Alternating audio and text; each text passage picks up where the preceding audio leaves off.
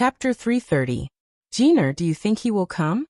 The lady who was drawing her eyebrows in front of the bronze mirror seemed to be talking to herself. Young Miss is so beautiful, he will definitely come. A young maid who was about 15 or 16 years old stood beside her, and immediately said, looking at the lady in front of her, even she could not help but show a trace of envy on her face. If she could maintain her youthful appearance like Miss 20 years later, how great would that be? Beautiful. The lady in the bronze mirror had picturesque eyebrows and a dignified appearance. She looked to be in her 20s, but there was a trace of crow's feet at the corner of her eyes that could not be erased.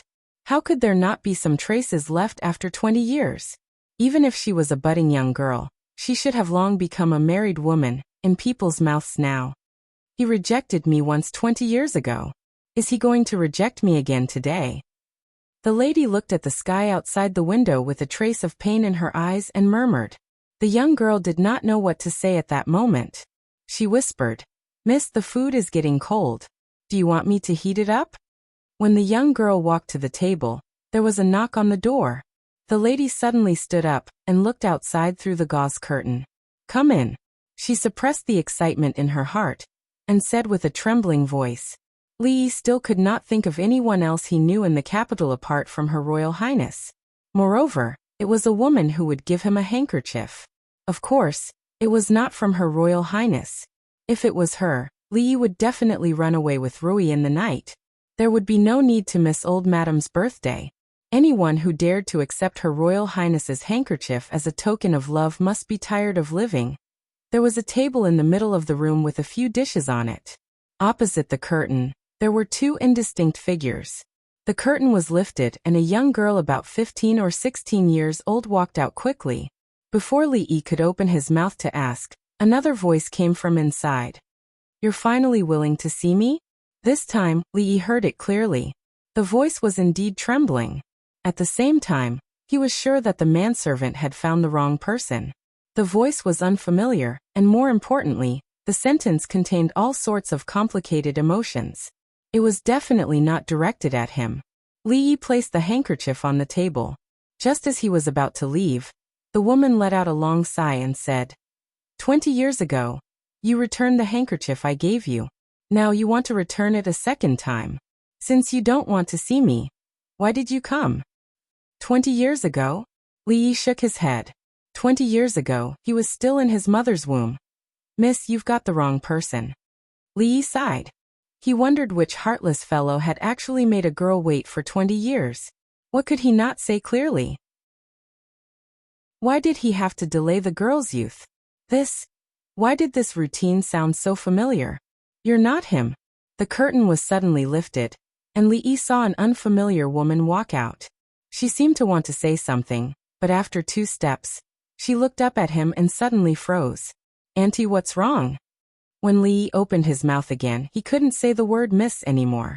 Just now, the other person said that she had waited for a person for 20 years.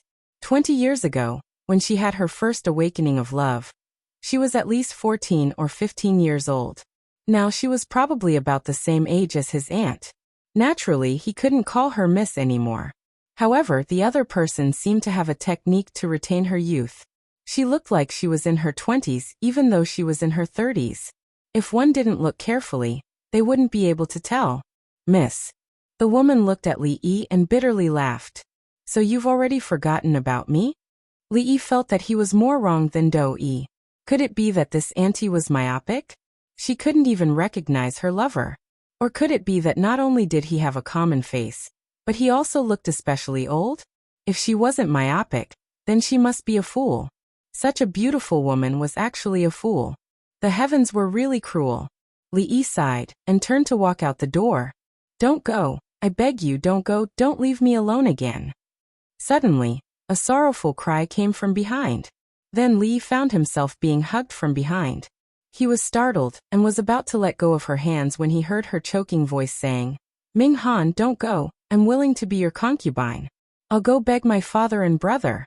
If they don't agree, I'll threaten them with death. They will definitely agree. Don't leave me behind again. Ming Han.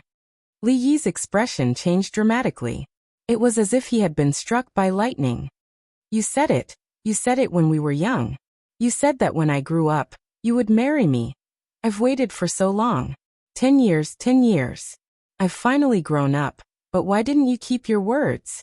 Do you know that after you left, I was so afraid that you would never come back? Every month, I went to beg Bodhisattva. You've finally come back. My brother and the others didn't tell me, but I really want to see you again. The Chun family's daughter can't be a concubine. It doesn't matter, I'll go beg them. They will agree, they will definitely agree. The woman's voice choked with sobs. In a short period of time, Li felt his back become wet. He opened his mouth wanting to speak, but it was as if something was stuck in his throat. He couldn't say a single word. After a long time, Li let out a long sigh. He moved her hand away and turned around. He lowered his head, not daring to look at her eyes. He said in a low voice, "You've got the wrong person. I'm not Li Minghan. How could I not recognize you?" The woman didn't even have time to wipe her tears. When she raised her head to look at Li Yi, her body suddenly trembled. She immediately took a few steps back and her face turned pale. "You're not him. Who are you?" She had a look of disbelief on her face. She mumbled, "Why? My name is Li Yi." Li Yi said in a low voice, "Li Minghan is my father." "Yes, yes." The woman was silent for a long time. The way she looked at Li Yi became incomparably complicated. The two of them looked so similar. Even in her excitement, she didn't recognize him. It wasn't surprising that her subordinates had mistaken him. Her eyes regained their clarity. She placed the handkerchief on the table in Li Yi's hand and said, "Help me give this handkerchief to your father. Tell him that I'll be waiting for him here tomorrow night at the same time." Li Yi shook his head and said, "I'm afraid I can't help you with this matter." The woman raised her head to look at him and said, "Don't worry. I won't fight with your mother. I just want to see him again. That's not the reason why I can't help you." Li Yi was silent for a moment. He said with difficulty, "Because he has been dead for more than 10 years. The expression on the woman's face froze. In that instant, her face turned as white as a sheet of paper. What did you say?" Her voice trembled even more. Li lowered his head and said nothing. The woman's body became unsteady. She took a few steps back and leaned against the table to prevent herself from falling. No, how could it be Minghan? How could he?" She kept shaking her head and mumbling to herself. Her face turned even paler. She bit her lips tightly and a trickle of blood flowed down the corner of her mouth. Li watched this scene in a daze. He did not know what to do. He had only taken one step when the woman screamed, "Leave, leave. I don't want to see you again. You liar. How could Minghan die? Minghan can't be dead. How sinful." Li Yi's heart sank as he looked at the woman who had gone mad. Li Yi did not know how he walked back to the Li family. He ignored the servants' greetings. The little fatty wanted to disturb him, but was locked outside the door. After knocking on the door for a long time, he could only leave helplessly. "What's wrong with you?" Ruri jumped off the wall. He looked at Li Yi, who was standing in the courtyard with a dazed expression. He had not moved at all for 2 hours. He walked over and asked, "Damn it." Li gripped the embroidered handkerchief in his hand tightly, and said in an extremely annoyed tone, "What did you say?" Lu Rui suddenly raised his head and stared at him in an unfriendly manner. Chapter 331. I was abandoned on the day of my wedding. I've waited for 20 years, and now I'm still willing to be that bastard's concubine? Lu Rui asked angrily. Li nodded helplessly. He even betrayed such an infatuated woman. Who is that bastard, and where is he now? Second Miss Lu's eyes were wide open, and her eyebrows were vertical. One of her hands was already on the hilt of her sword. She looked like she was going to draw her sword in anger in the next moment, and take the life of that fickle lover and heartless man. If she was born in the future, she would definitely be the most radical fighter for women's rights. He's dead. That bastard has been dead for more than 10 years. Li looked at her and said slowly, "Come to think of it, you should call that bastard uncle." "Why?" Lu Rui turned around and looked at him. "Because he's my father." Mississippi Lu clenched her fists tightly, and a frustrated expression appeared on her pretty face. She finally understood how Li felt just now. After a long time, she exhaled and said angrily, Motherf asterisk her. Lu Rui. Li turned around and looked at her. You said something vulgar just now. If you can say it, why can't I? Mississippi Lu said nonchalantly. But you're a woman. So what if I'm a woman? Do you look down on women? A woman who says vulgar words can't get married. You have to get married. I don't want to support you for the rest of your life. Mississippi Lu's chest was heaving up and down, and her eyes were squinting. Even her breathing was getting faster. After a while, her breathing became steady, and she cracked her knuckles. She said calmly, I suddenly remembered that I haven't tested your martial arts cultivation for a long time. A gust of wind and rain. The grass in the courtyard was very soft, and because it was cleaned every day, it was unusually clean. It was quite comfortable to lie on, but the ground was a little cold and a little painful. Li rubbed his chest and buttocks. These were the two areas that Lu Rui had focused on. From the looks of it, she had indeed neglected her martial arts training. In the past, she could last a few more seconds without using her hands. After venting her anger, Second Miss Lu flew over the wall. Li lay on the grass and looked at the moon. He took out the handkerchief from his pocket. When he thought about the look in the woman's eyes when he left, he couldn't help but feel a chill in his heart. As the legitimate daughter of a duke, she was willing to be a concubine so that she could be with the person she loved. She had persevered for 20 years and suffered indifference and criticism, but in the end, all she got was the news that the other party was no longer in this world.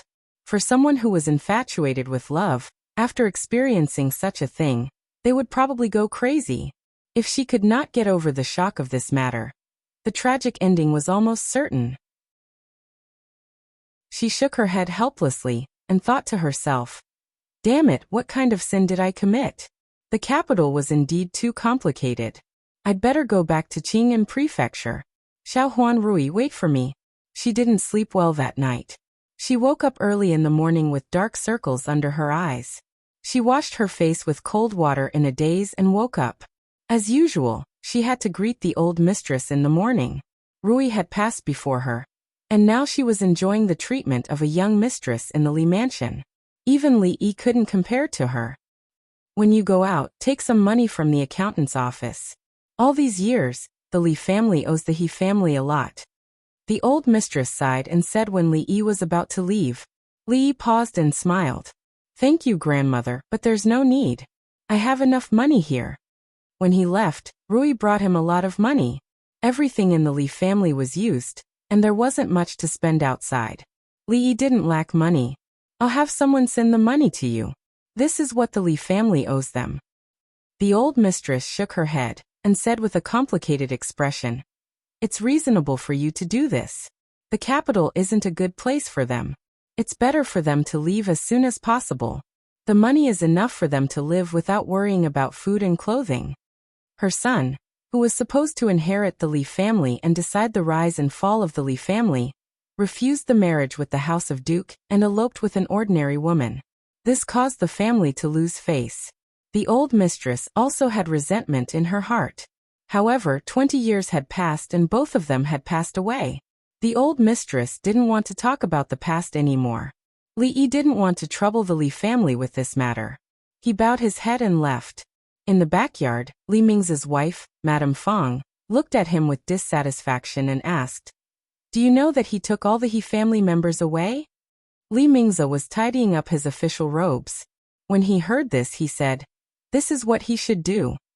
If it wasn't for the He family, the Li family wouldn't be like this.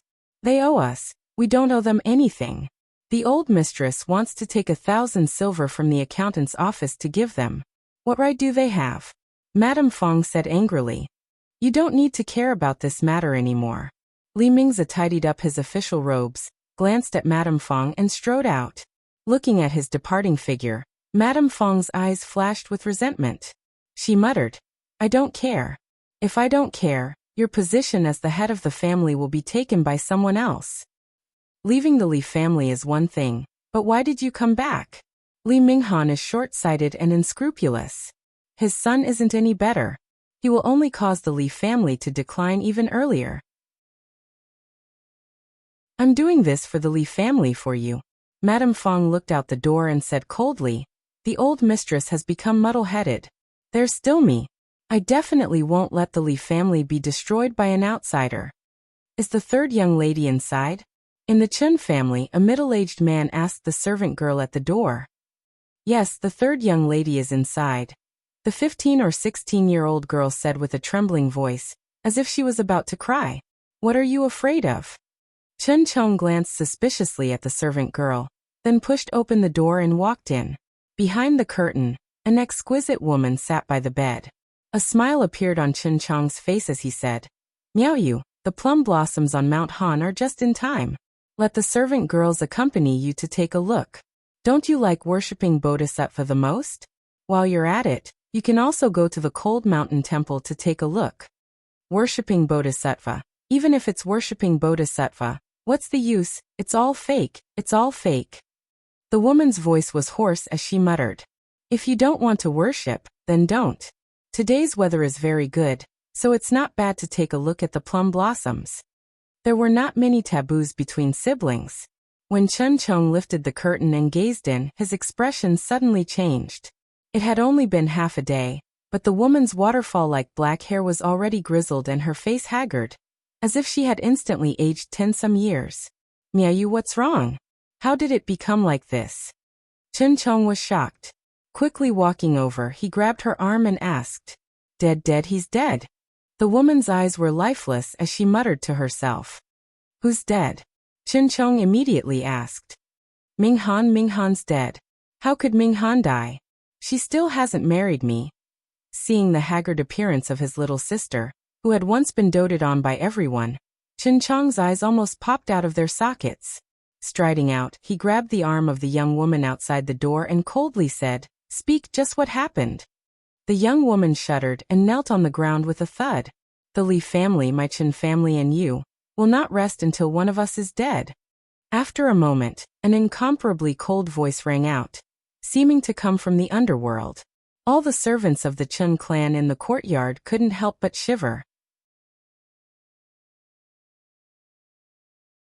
Chapter 332. This damned weather, it's so cold. Li Yi walked out of the courtyard with his arms crossed. It was a sunny day yesterday, but it started to drizzle in the morning. The temperature dropped instantly. He was only wearing a thin shirt, and the cold wind wrapped in the drizzle hit his body. He felt a little cold. Old mistress said yesterday that the rain was coming. It might rain in the next few days. She asked him to wear more clothes. If he didn't listen to the elders, he would suffer. He should listen to the elders in the future. Li couldn't help but admire the wisdom of the ancient people. They separated the 24 solar terms and created the most primitive meteorology. They could accurately predict the change of seasons and climate. On the rain day, it would rain when it was said to rain. However, it was reasonable to say that after this sunny day, the weather would gradually get warmer. It was a chilly spring. A cold wind blew again. Li Yi tightened his clothes and decisively gave up on the plan to go out. Everything was fine in the courtyard of the inn. Hai Duke Chen seemed to have settled down for the past 2 days. They didn't cause trouble for them anymore. The guards of the Crown Prince's residence were bored to death. They were eager to catch a few ignorant thieves to relieve their boredom. This directly caused the people in the inn to take a detour when they passed by the courtyard. Just yesterday, Li Yi had also met his only uncle. He was a middle-aged man who looked very sturdy. He was even sturdier than old Fong. He usually worked outside to support the family. The only reason the remaining women and children of the He family had been able to survive for so many years was because of this pillar of support. His uncle was also married in the early years. Later, they divorced for some reason. It was probably related to the pressure of the Chun family. In this way, his mother's people were all gathered. The capital was a place of trouble. They should hide as far away as possible. Although Qing and prefecture was not as big as the capital, it was still one of the top 3 prefectures in the Jing kingdom. Most importantly, it was filled with his own people. They could do whatever they wanted. 1 against 3. The little fatty threw 2 hard cards in his hand. 1 against 5. Li Yi took the opportunity to slip 2 cards. King Bomb. Mississippi Lou's disharmonious voice sounded. Another King Bomb. Li looked at Lu Rui suspiciously. Could it be that she had used the shadowless hands to cheat? No matter how lucky she was, it was too suspicious for her to win every round of Fight the Landlord. Li dispelled his suspicions when he recalled that he had dealt the cards in the previous 2 rounds. He gestured for her to continue. She was using a sledgehammer to kill a chicken. She threw the bomb down so quickly. Let's see how she's going to win. Little girl, you're just a rookie who just learned how to play landlord. You're still too inexperienced. Straight. Mississippi Lu threw out all the cards in her hand and took 2 pieces of silver from Li and the little fatty. Li was stunned while little fatty had a bitter look on his face. He had brought mahjong and poker with him, but he couldn't play more than 2 rounds before he was beaten to death by these newbies. Li decided to go out and cool down. The rain outside was actually not heavy. At best, it could only be regarded as a drizzle. The whole world was shrouded in a thin layer of mist. The distant mountains were hazy, and the houses became a group of shadows. It looked quite artistic. Originally, he just wanted to wander on the street with an umbrella to relieve the depression of losing a few taels of silver to Mississippi Lu. Before he knew it, he had wandered to the front of a familiar mansion. Young master, you're here to look for His Royal Highness, right? I'll bring you in now. The gatekeeper of Li Xian's estate had learned his lesson this time. When he saw a familiar figure in the distance, he immediately jogged over with a smile on his face. He was like a completely different person compared to his previous arrogant self.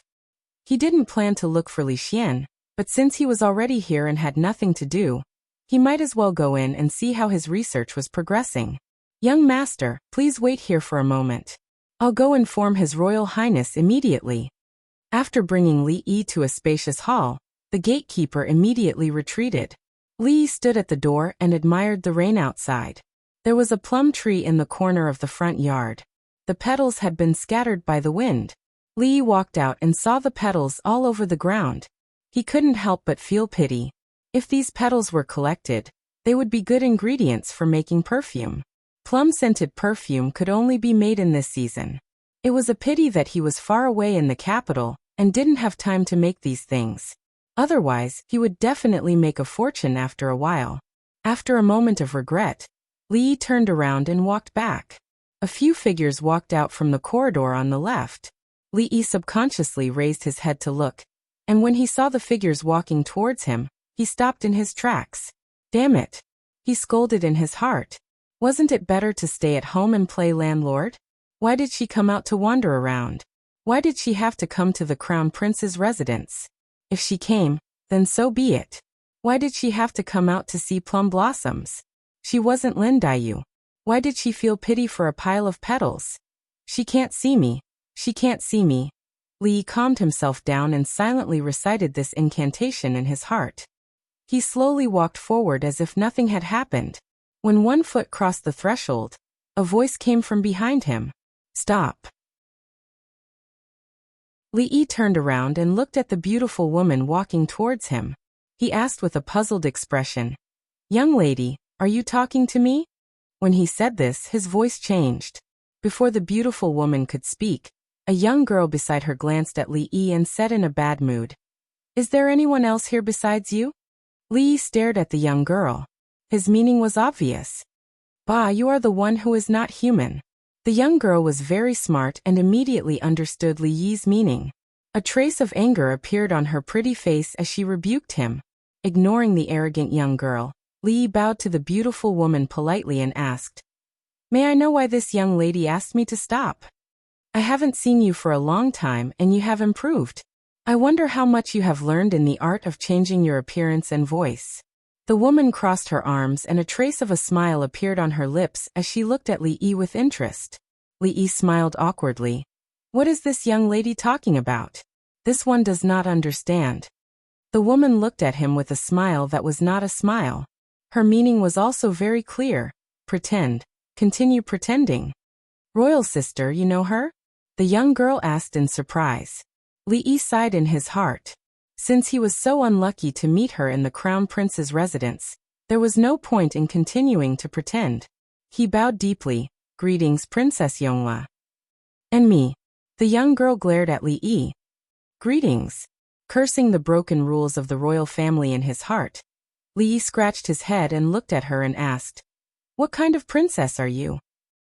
The old madam said that it would rain these 2 days, but she did not say to look at the almanac before going out. Li Yi felt that today's almanac must have written, "Good to play cards, avoid going out, avoid meeting friends." Why didn't the princess stay in the palace? Why did she wander around the crown prince's residence like him? What if she encountered an assassin? Of course, which blind assassin would dare to make her a target? It was purely because they were tired of living. A group of assassins would not be able to withstand a few slashes from her. What a coincidence today. Li Xian walked over from the front and gave Li Yi an innocent look. Of all times, he had to bump into Emingzu when she was about to leave. Even if he wanted to hide it, he could only blame himself. Emingzu glanced at Li Xian with a rather unfriendly look. Li Xian knew that she was blaming him for hiding it. He smiled awkwardly and said, "It wasn't easy for us to get together. Emingzu and Shanning will leave later. I just had someone make a yuanyang pot. Why don't we eat hot pot today?" "No, if we return to the palace late, Imperial Mother will blame us." The young girl shook her head repeatedly. Then she seemed to recall something and looked at Li Xian and asked, "What is hot pot?" Chapter 333. The Crown Prince's residence actually had green vegetables to eat in the middle of winter. Although they were shriveled and not very fresh, they were many times better than the vegetables that were stored in the cellar. It was really good to be born in the royal family. In such weather, fresh vegetables were more precious than gold. There were 4 people around the hot pot. It was a familiar scene. When he was in Qing'an Prefecture, 2 members of the royal family often came here to freeload. This time they could finally freeload. The little princess refused to say anything about returning to the palace earlier. She carefully blew on the meat roll that had just been scooped out. After dipping it in the unique ingredients, she put it into her mouth unhurriedly with a satisfied expression on her face. "Why did you come to the capital?" Emingzu looked at him and asked. "I have something to do. I will leave in a few days." Li Yi put some cooked vegetables in his bowl with serving chopsticks and answered casually. Li Xian had already asked this question once. It was quite complicated to explain. He was too lazy to explain it to her. It was more important to finish the meal and go home earlier. Emingzu said again, "Tianfa has been used in the army. We will know how powerful it is in a few days." Li Yi had no interest in heaven's punishment at all. She felt a little depressed in her heart. She was a princess of a country. What was the point of paying attention to these things all day long? Moreover, she had already seen the power of that thing. There was no doubt that in this era of cold weapons, whichever country the Jing state used gunpowder to deal with, that country would be out of luck. What is Tianfa? Li Yi was not interested. Someone else was interested.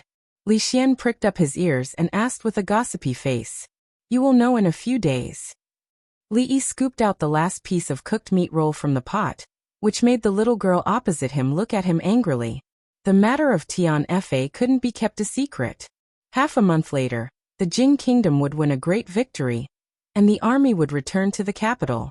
Then, everyone would know about this peerless weapon that they had used to besiege the enemy. Once Tianfa makes a great contribution, my father will definitely reward you heavily. Emingzu continued. What? Li Yi stopped what he was doing. He looked up at her and asked, "Why are you rewarding me?" Then he realized something. He pointed at her angrily and said, "You didn't keep your promise." "Not me." Emingzi shook her head and said, "I only found out about it later, but Imperial Father never sent anyone to find you. You should know how much he values you." Li Yi's mood immediately fell to the bottom of the valley. He had thought that the old emperor, who was so busy every day, would have long forgotten who he was. However, with something like gunpowder, no matter how stupid or muddle-headed he was, he would not pretend that he did not know. It seemed that he couldn't underestimate the highest authority in this country. God knew if there were any special agents or spies around him. He had to be careful in the future. The most depressing thing was that he couldn't figure out what he was thinking at all. Even if he were the emperor, he wouldn't be able to do such a thing. Even if he were the emperor, he wouldn't be able to do so. If he couldn't figure it out, he would just stop thinking about it. He would deal with it when it came. What he needed to do now was to fill his stomach. Imperial father won't reward him. The little girl snorted coldly. Obviously, she was still brooding over the fact that she didn't snatch Li Yi's meat. What exactly is Tianfa? Li Xian looked at the two of them in confusion. He felt as if his heart was being scratched by hundreds of claws. Don't ask so much. Li Yi glanced at him and said, "You will know when it's time to know." Seeing that both Li Yi and Emingzu remained silent on this matter, Li Xian nodded as if he understood. He really didn't ask any more questions. The knife skills of the chef in the Crown Prince's residence were obviously miles apart from Rui. The meat roll was not so thin and needed to be cooked for a long time in the pot. Just as Li Yi and the little girl were fighting for the meat, in a spacious hall in the Li family, the old mistress frowned. She looked at Li Mingze, who had just returned from court, and said, "Is the Chen family really going to kill us? The impeachment is a small matter. It's all groundless rumors. There's no need to worry. However, the impeachers are all close relatives of the Chen family. They must have been instructed by the public house," Li Mingze said thoughtfully. All these years, although the Chen family and the Li family have been in constant conflict, they have never brought this matter to the table. Why? Li Mingze was only halfway through his sentence when he was interrupted by Madame Fong. What else could it be? 20 years ago, we made the Chen family lose face. 2 days ago, we beat up the Chen family's young master and protected the He family. If it was anyone else, they would not let it go. Madame Fong said angrily. At that time, I told you not to interfere with the He family's matters. You didn't listen. Now the Chen family has started to make a move. How are we going to fight them? The old mistress did not say a word. Although Madame Fong's words were harsh, it was also the crux of the problem. Li Mingze's face did not show any signs of nervousness. Which official had not experienced impeachment before? The Chen family's little tricks did not affect him much. At that moment he thought of something and said, "The third lady of the Chen family seems to have contracted a serious illness." After the court session, the emperor specially sent the royal doctor over. Could it be because of this? What a sin! The old mistress's mind flashed with the image of a young girl with a bright smile. She let out a long sigh and walked out with the help of her walking stick. A heart disease needs medicine to cure it. Third Mrs. Heart disease is not something that can be cured by medicine. I can only write a prescription for her to calm her mind. Lord Chen, you must remember to not let Third Miss suffer any more agitation. Imperial physician Lu Jimin walked out of the room and cupped his fists towards the middle-aged man who was waiting outside the door. In that case, I thank Imperial physician Lu. Chen Qing cupped his hands and thanked him. Official Chen is too polite. After sending off Imperial physician Lu, Chen Qing stood in front of his sister's room. Thinking of her haggard appearance, he sighed and did not push the door open to enter. Big brother, what did Imperial physician Lu say? Chen Chong walked over and asked with concern. Chen Qing shook his head. Chen Chong clenched his fists and gritted his teeth. That Li Minghan died too early. If he was still alive, I would definitely let him have a taste of living a life worse than death. Chen Qing knew that he doted on his third sister since young. He looked at him and said, "The impeachment of Li Mingze was all arranged by you, right?" Chen Chong did not answer. Chen Qing sighed and said, "As the dignified left assistant minister of the Ministry of Appointments, a few impeachments did not have much effect. In the imperial court, there are many people who are on good terms with the Li family. What you want to do is not so easy. Are you going to let third sister's death be avenged?" Chen Chong's eyes were bloodshot as he gritted his teeth and said,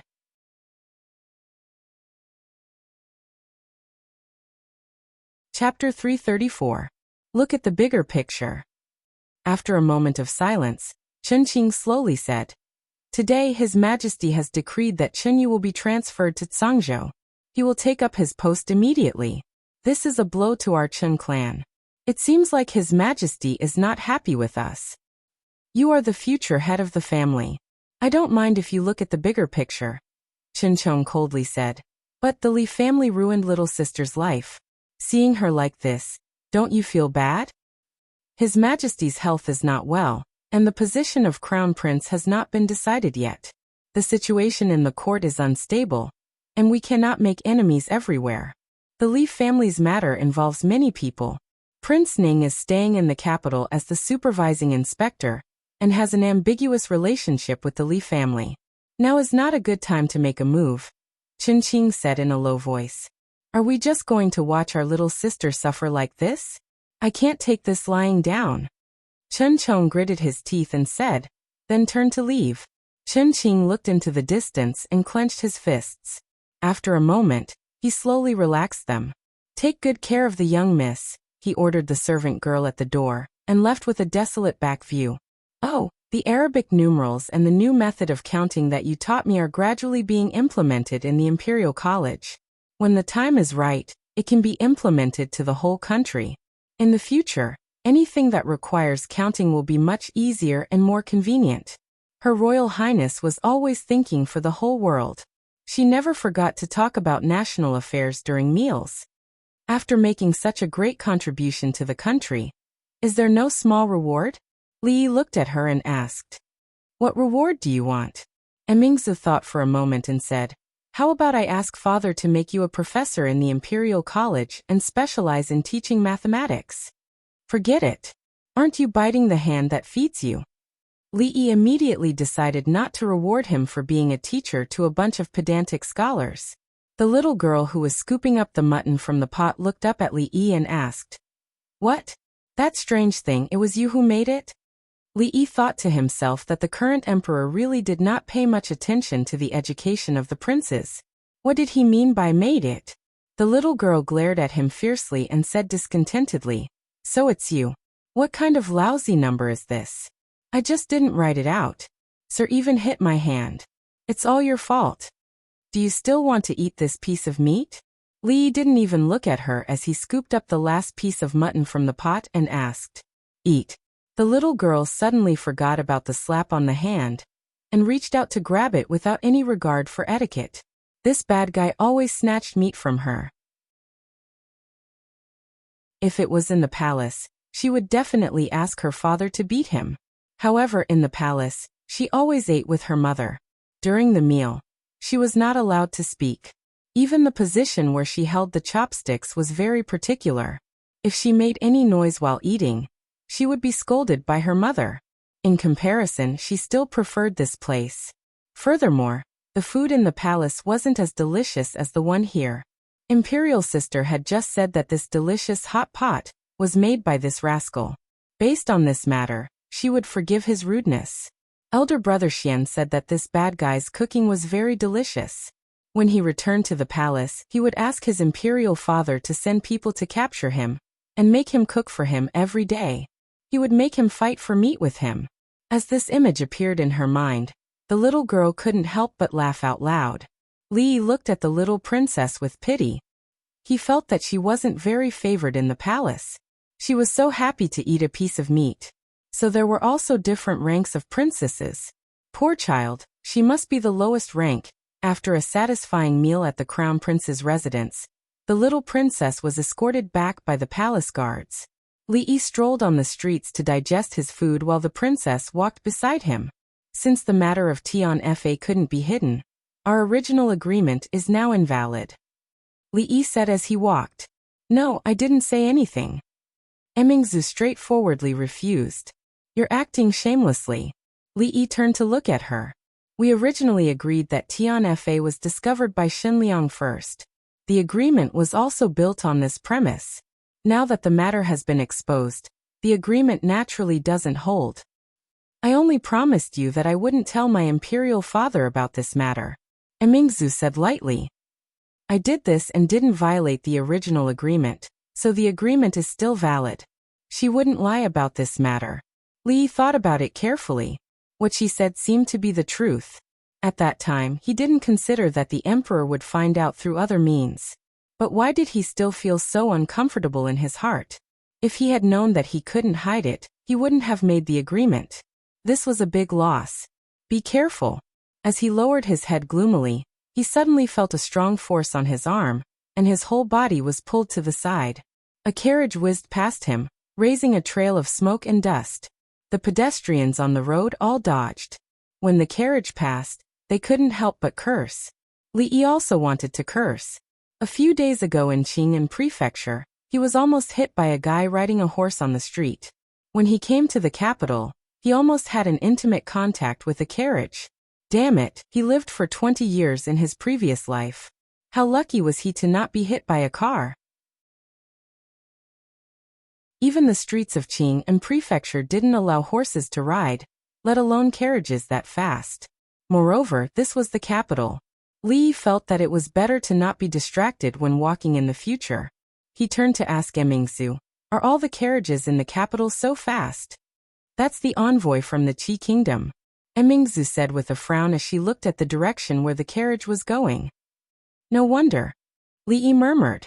Regardless of ancient times or modern times, the strongest fist was the last word. In today's situation, the Qi kingdom was the only superpower and had the strongest military force. The Jing kingdom was still being bullied by them.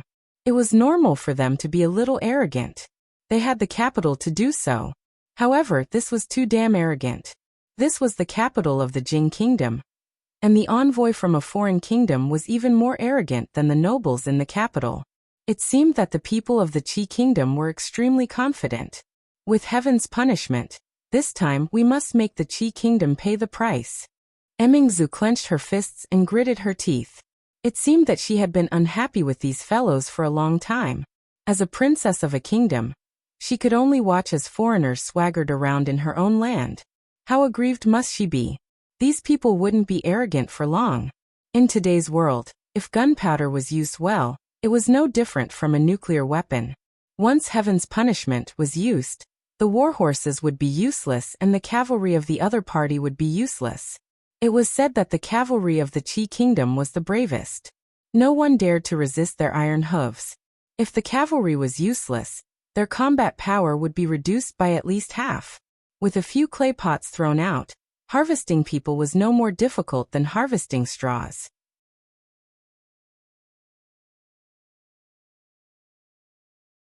Chapter 335. As a princess of a country, especially a leftover princess, what she should worry about the most was not marriage, but whether she would be sent to another country for a peace marriage, or whether she would be betrothed to some idiot from a minister's family. As a woman, her martial arts skills were unreasonably high, and she hated evil as if it was her enemy. She was full of national pride, wholeheartedly devoted to the country and the people, and always wanted to exploit others. No wonder she didn't get married even though she was so old. If all the princes of the Jing kingdom could be half as good as she was, after the death of the old emperor, the Jing kingdom would have no problem to maintain its power for decades. If nothing unexpected happened, after the war with the Qi kingdom, the Jing kingdom's deterrence among all the countries would increase by more than one level. Moreover, divine punishment was just the beginning. Gunpowder could not only be used as bombs, but also guns and cannons. In the future, they would be antiques, but in the present, they were definitely great inventions at the forefront of science and technology. According to the law of historical development, with the appearance of black gunpowder, these things should be born soon. Last time he suffered a big loss. This time, Li didn't want to be the first bird to stand out. Anyway, divine punishment was enough for them to play with for many years. After saying goodbye to Emingsu, he walked back to the Li family alone. At the door, he saw his second aunt Madame Fong, and two maids getting into a carriage. Before Li greeted her, she snorted coldly. As usual, she didn't even want to pretend to be kind. Li didn't care. It was not the first time he met his second aunt, who was difficult to get along with.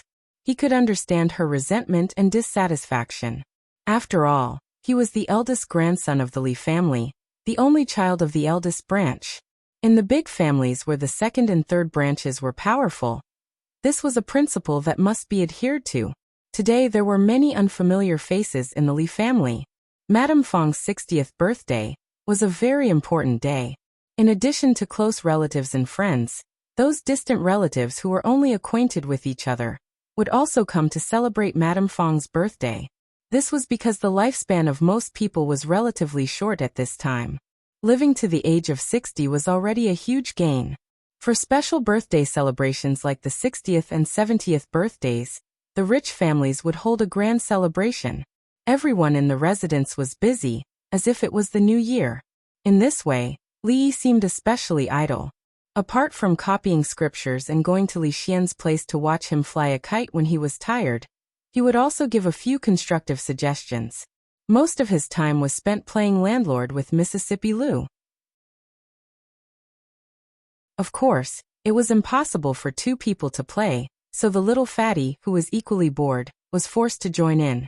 Lu Rui found all the luck she had lost in mahjong here. She lost a pile of snacks to the little fatty. Half of the silver that Li Yi had brought from Qing and prefecture was already in her pocket. Mississippi Lu was never tired of a business that only made profits. Every time Li Yi lost badly and wanted to end the game, she would suddenly have the thought of testing his kung fu, so the game could continue. As for the little fatty, it was even simpler.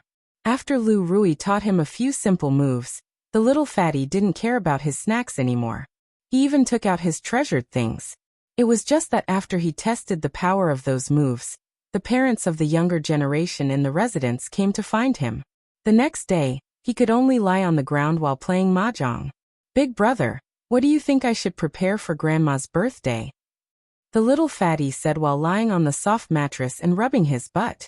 The little fatty had been hanging around Li Yi recently, and was used to letting him make decisions for him. Li Yi arranged the tiles in his hand and said, "As long as you don't want to give her your treasured candied plums and pastries, anything is fine." "Why?" Having his thoughts read, the little fatty raised his head and stared at Li Yi with widened eyes. "My mother said that the gift has to be unique."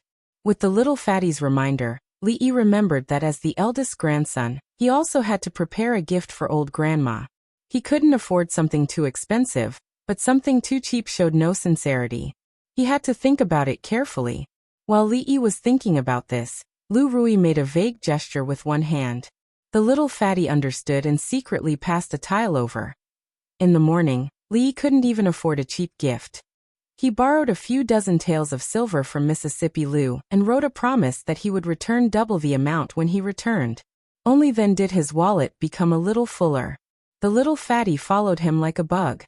He promised the little fatty to fly on the kite for a while when he went to Li Xian's residence this time. A fine horse galloped towards them from behind, and Li Yi hurriedly pulled the little fatty along to avoid it. They watched as the armored knight galloped past them, quickly disappearing from their line of sight, leaving behind a messy street and the curses of the passers-by. The next time they met, he needed to remind the princess that it was time to discipline this kind of reckless galloping in the city. "Out of the way! Out of the way!" In a place where Li Yi couldn't see, the knight shouted in a hoarse voice, looking as if he hadn't slept for a few days and nights as he galloped straight for the palace gates. At this time, in the throne room, the morning court assembly that usually ended a long time ago had been delayed by more than 2 hours. The current emperor sat on the dragon throne with a gloomy expression.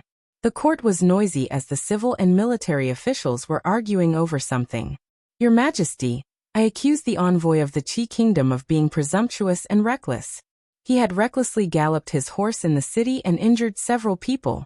I sincerely ask for your Majesty to punish him according to the law." A young official stepped forward with a ceremonial tablet in his hand. The noise in the court stopped for a moment. Everyone looked at the young imperial censor, as if they were looking at an idiot. He was a young man after all. Although this was what imperial censors did, there was still a time and place to do it. Was he talking about the envoy of the Qi kingdom who had recklessly galloped his horse? No one paid attention to the young imperial censor. An old man stepped forward and said, "Your Majesty, I think that ceding a city to the people at the borders can save us from suffering and reduce the casualties of our soldiers." "I second the motion. I second the motion." As soon as the old man finished speaking, several more people stepped forward to express their support. **T. Every inch of the Jing kingdom's land was won by the blood and sweat of our soldiers. If the Qi kingdom wants it, we'll fight them with real swords and spears. What's there to be afraid of? **T envoy. They should be dragged out and beheaded. Do they really think that the Jing kingdom is a pushover? Your Majesty, Give this old official 100,000 elite soldiers. We'll definitely wipe out the Qi kingdom. Emperor Jing rubbed the area between his brows as he watched the court hall turn into a wet market. A first-rank official was cursing like a shrew. When he looked down at the envoy of the Qi kingdom, his expression became even more gloomy.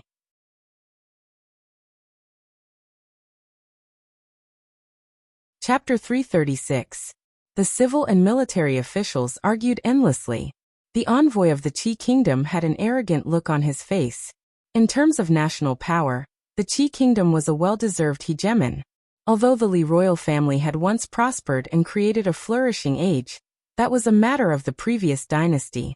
As an envoy of the Qi kingdom, he could stand tall in any country. I have something to say.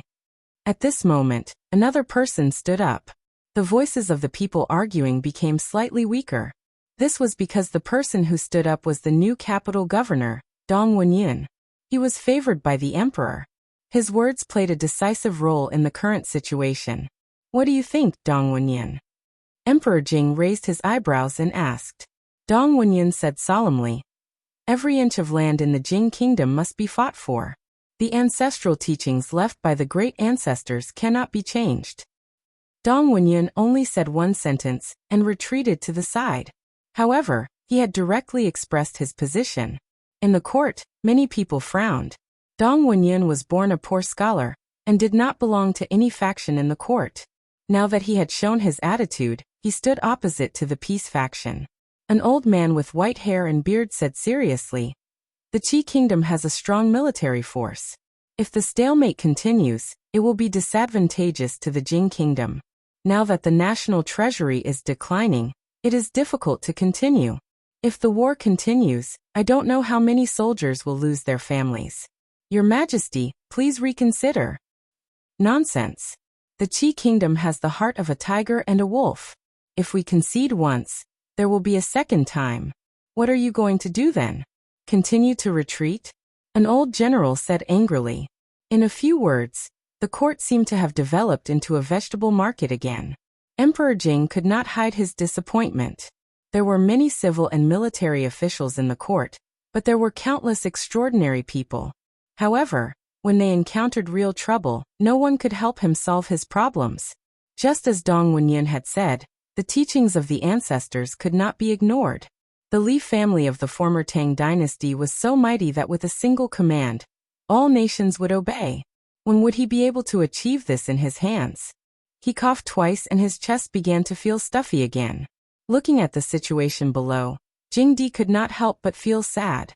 His panting became more and more serious. There was not much time left for him. A ghostly figure suddenly appeared outside the palace door. After a few flashes, it appeared beside Emperor Jing.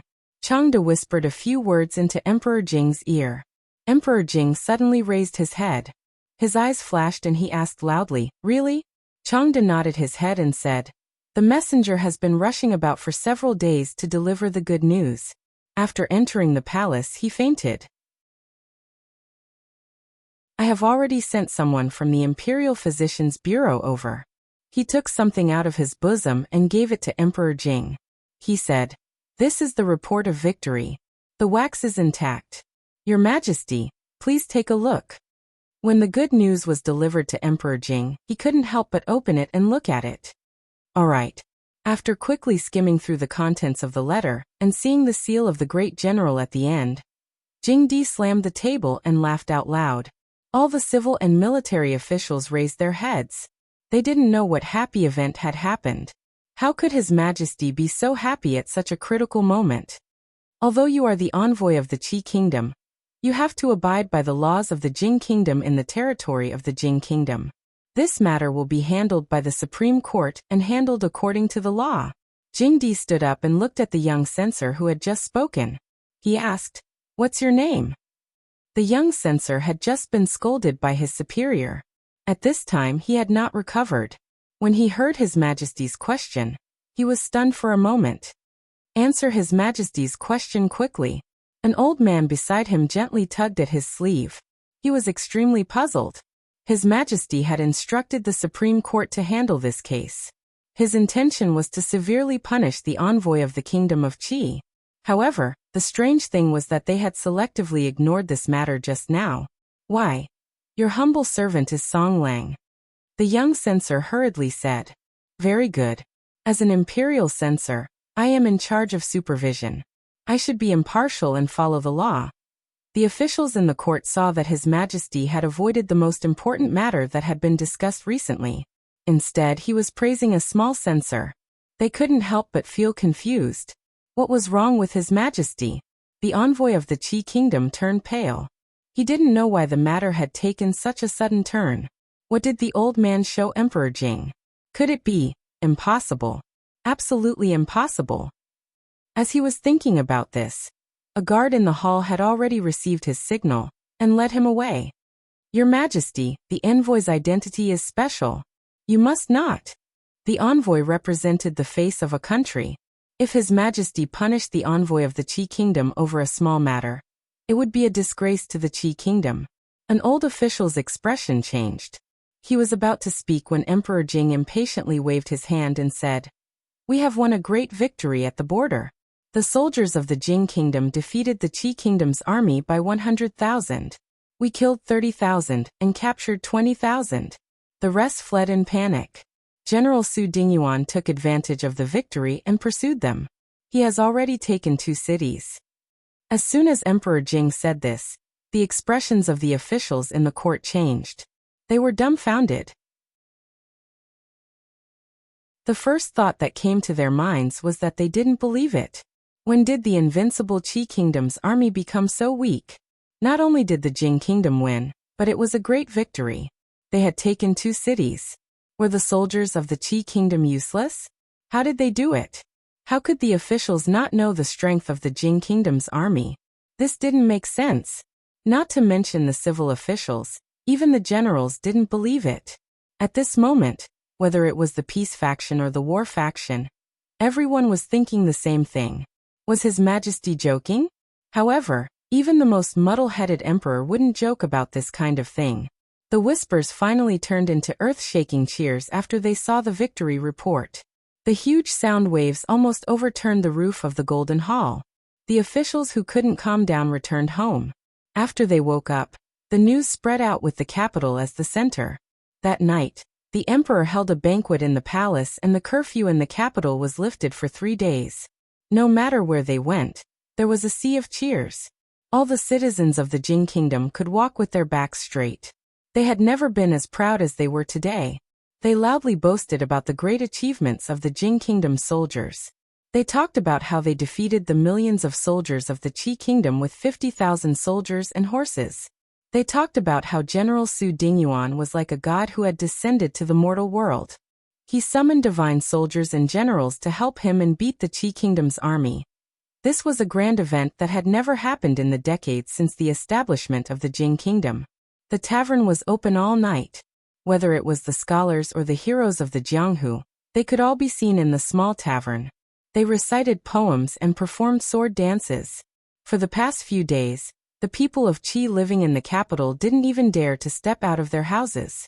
Li Yi learned from the princess that the envoy of the Qi Kingdom was recuperating in the Honglu Temple. He wouldn't be able to get out of bed for at least half a month. From this, it could be seen that people who exceeded the speed limit never had a good ending.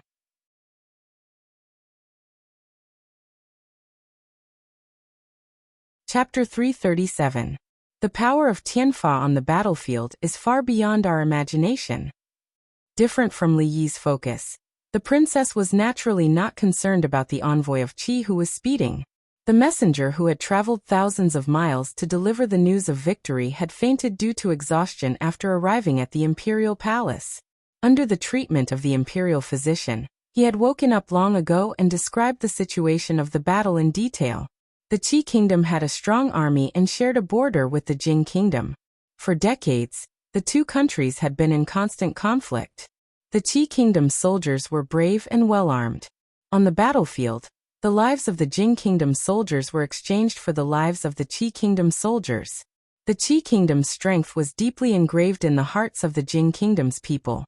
This was also the reason why the Qi Kingdom's ambassador and the people of Qi could be arrogant and domineering in the capital of the Jing Kingdom. However, the past could not be reversed.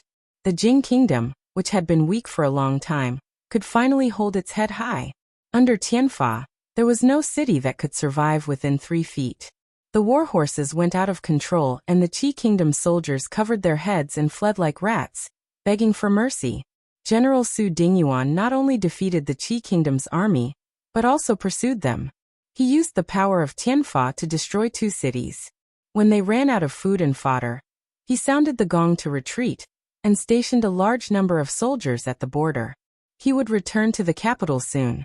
Before finding a way to break Tianfa, the Qi kingdom would not act rashly. Don't rely too much on Tianfa. After all, it is just an external force. In the end, it still depends on the bravery of the soldiers and the outstanding command of the general. If the other side also discovered the secret of Tianfa, the situation will only worsen. Li Yi reminded. Li Mingzhu nodded. She looked at him and asked, "The reason why we were able to win this time is because of you. What reward do you want?" "You're exaggerating. If you really want a reward, just make me a duke. It doesn't need to be too much. 10,000 taels of gold and 1,000 acres of fertile land. This request is not too much, right?" This time Li Yi deliberately emphasized the words 10,000 taels of gold, to prevent them from fooling him with 10,000 copper coins again. Although it was said that being an official was tough, sleeping later than a dog and waking up earlier than a chicken, working tirelessly and fighting with all kinds of people, it was different to be an aristocrat who only took a salary and did not work. He had a beautiful wife and a big house. He did not need to work hard, and the country would help him achieve it. Every day he just had to lie in the courtyard, bask in the sun and tease the little servant girls. When he had nothing to do, he would go to the brothel to listen to music and watch erotic dances. How many years would he have to work hard for? Of course, after he brought Rui over, he could forget about being a concubine. She probably wouldn't agree. Even if she agreed, Mississippi Lou probably wouldn't agree either. Once she woke up, the concubine he had just married yesterday would probably have to go to the well to look for her. Not too much? Her Royal Highness looked at him with her arms crossed and said, "Since the founding of the country, there has been no title of nobility without military merit. It is as difficult as ascending to heaven to get the title of a county baron.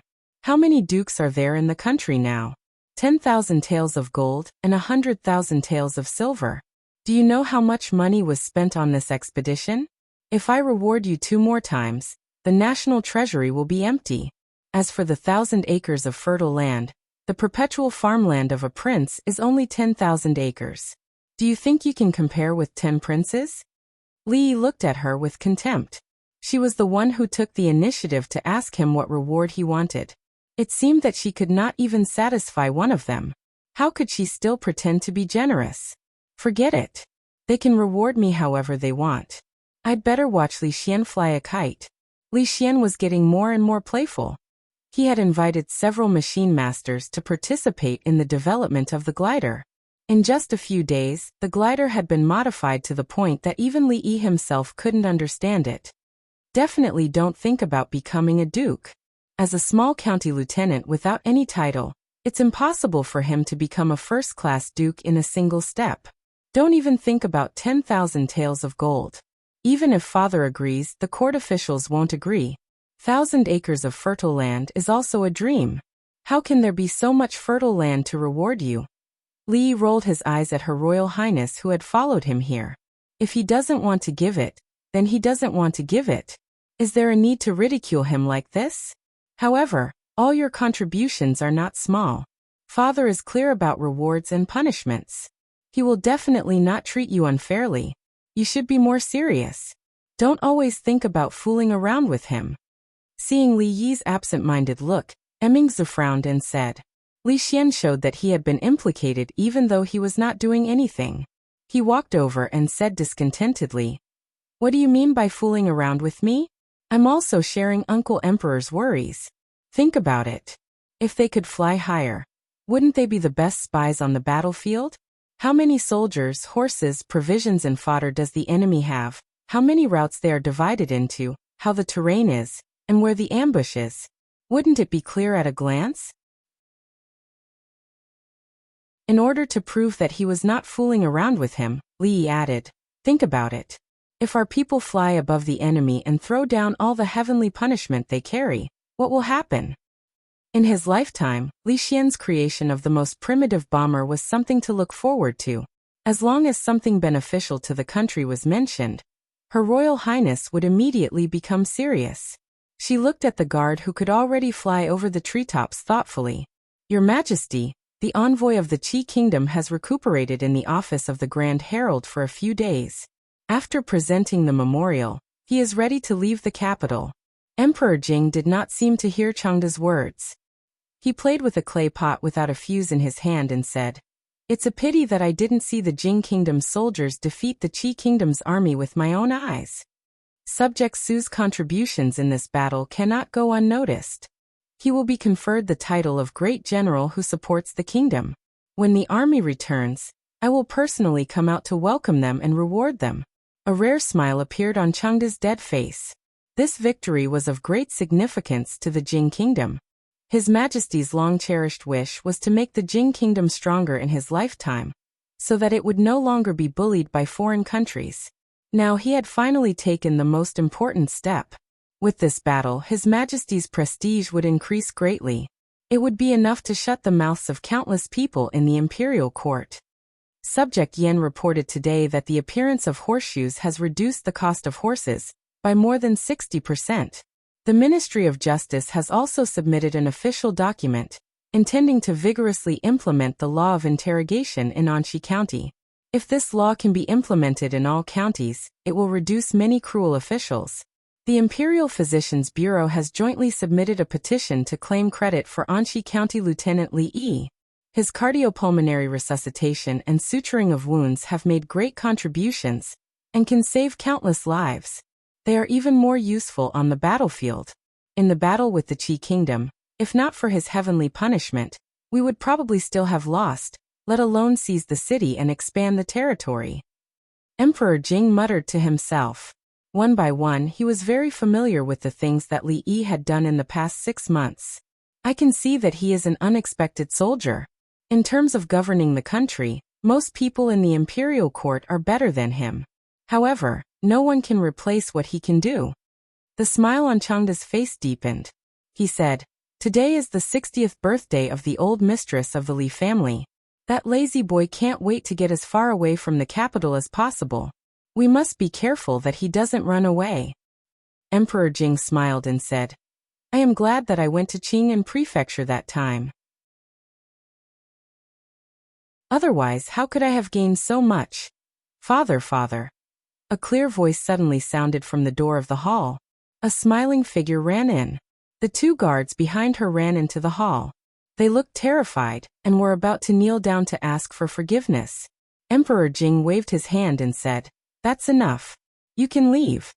Then he turned his head to look at the little girl in palace attire and asked, Shanning, why are you free to come to Father's place today? I just came to see Father. The little girl giggled and skipped over.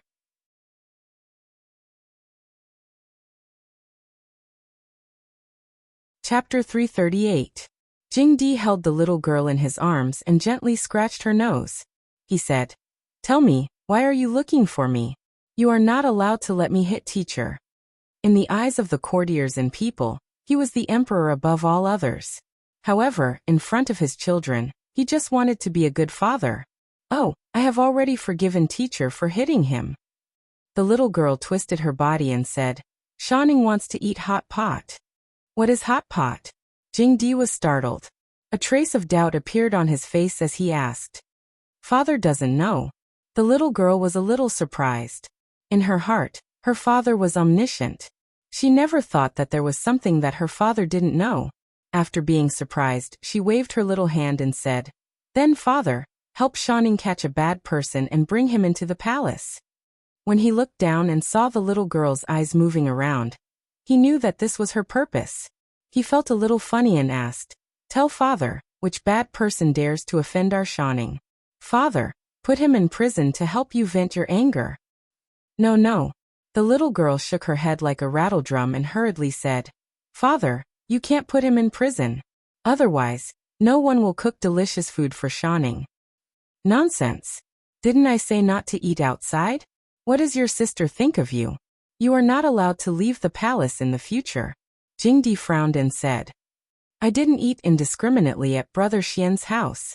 My sister also ate, and Brother Xian also ate.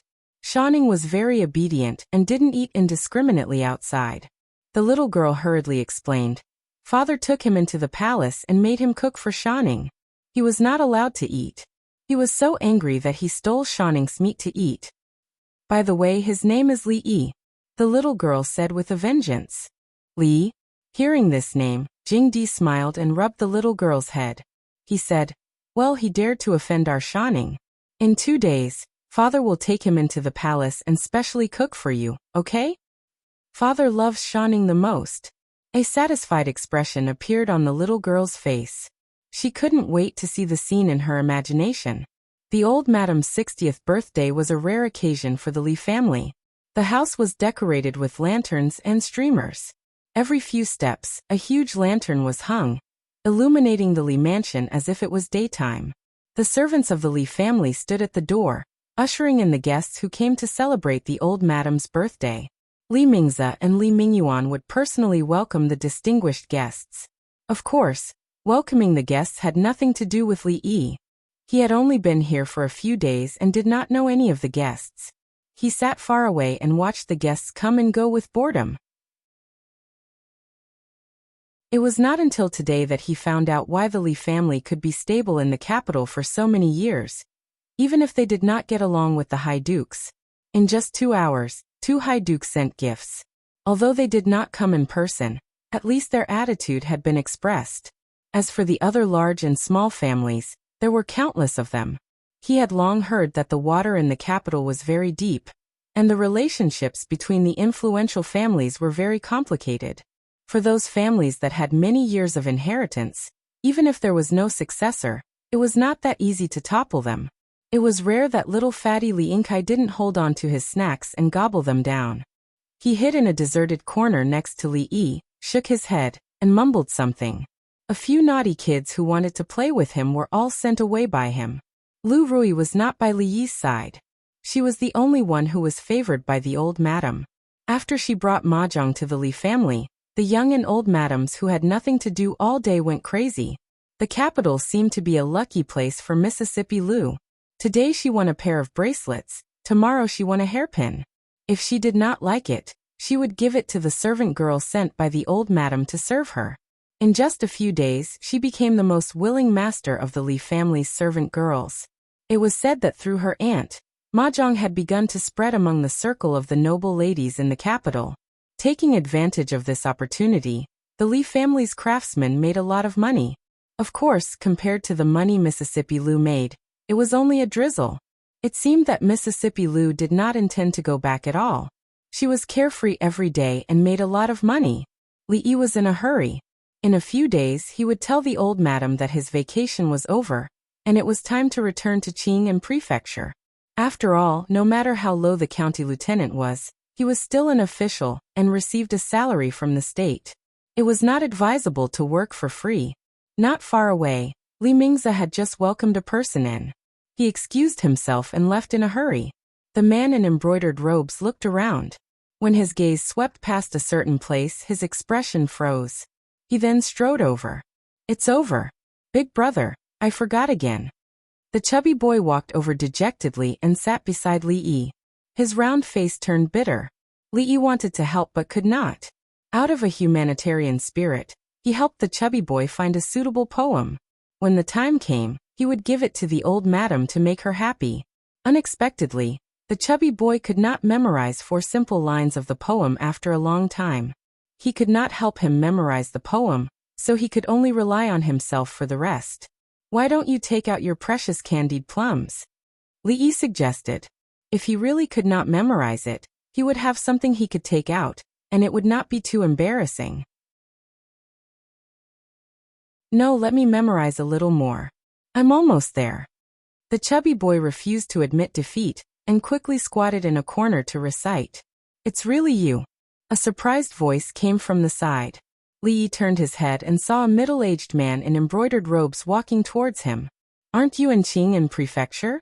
Why are you in the capital?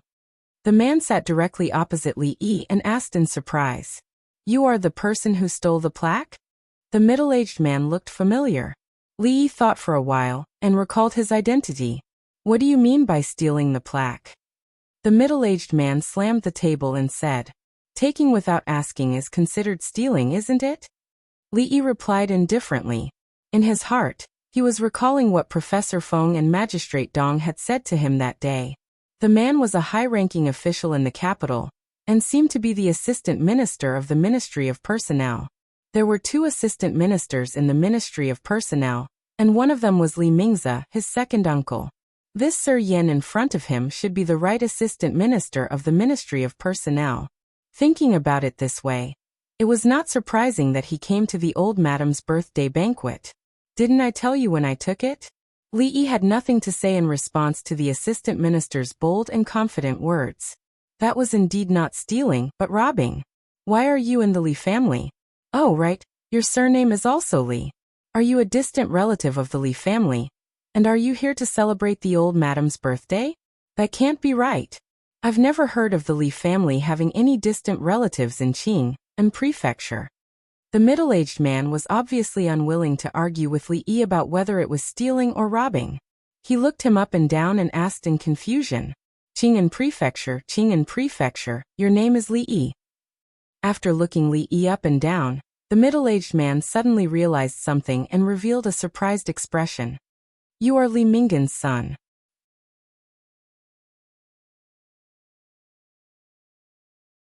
Chapter 339. I really didn't expect that Li Minghan would have a son like you. The surprise on Yan Zhang's face deepened as he clicked his tongue. During the trip to Qing and Prefecture, the young man in front of him had left a deep impression on him. It wasn't just because of his amazing attainments in calligraphy and painting. After that day, driven by curiosity, he learned more about him from his old friend Dong Wenyin. The author of the Teachings of the World was unparalleled in poetry. His line "Love the Upper Floors" made countless scholars blush and reformed torture methods. Of course, Yan Zhang still loved his semi-cursive script the most. He copied the 3 words on the plaque day and night, and could now emit 80 to 90% of its charm. Last time, he didn't ask Li Yi for advice because of his pride. After returning to the capital, he regretted his pride greatly. What was pride compared to the improvement of calligraphy? Yan Zhang hadn't expected to meet him again at the Li clan. His heart itched, and when he saw the wine cup on the table, his eyes lit up. He poured some wine into the cup, and using a piece of paper as a pen, he wrote 3 words on the table with his finger. He raised his head to look at Li Yi and asked, "How is it?" Li Yi lowered his head and saw the 3 words "County Magistrate Li" that hadn't dried yet.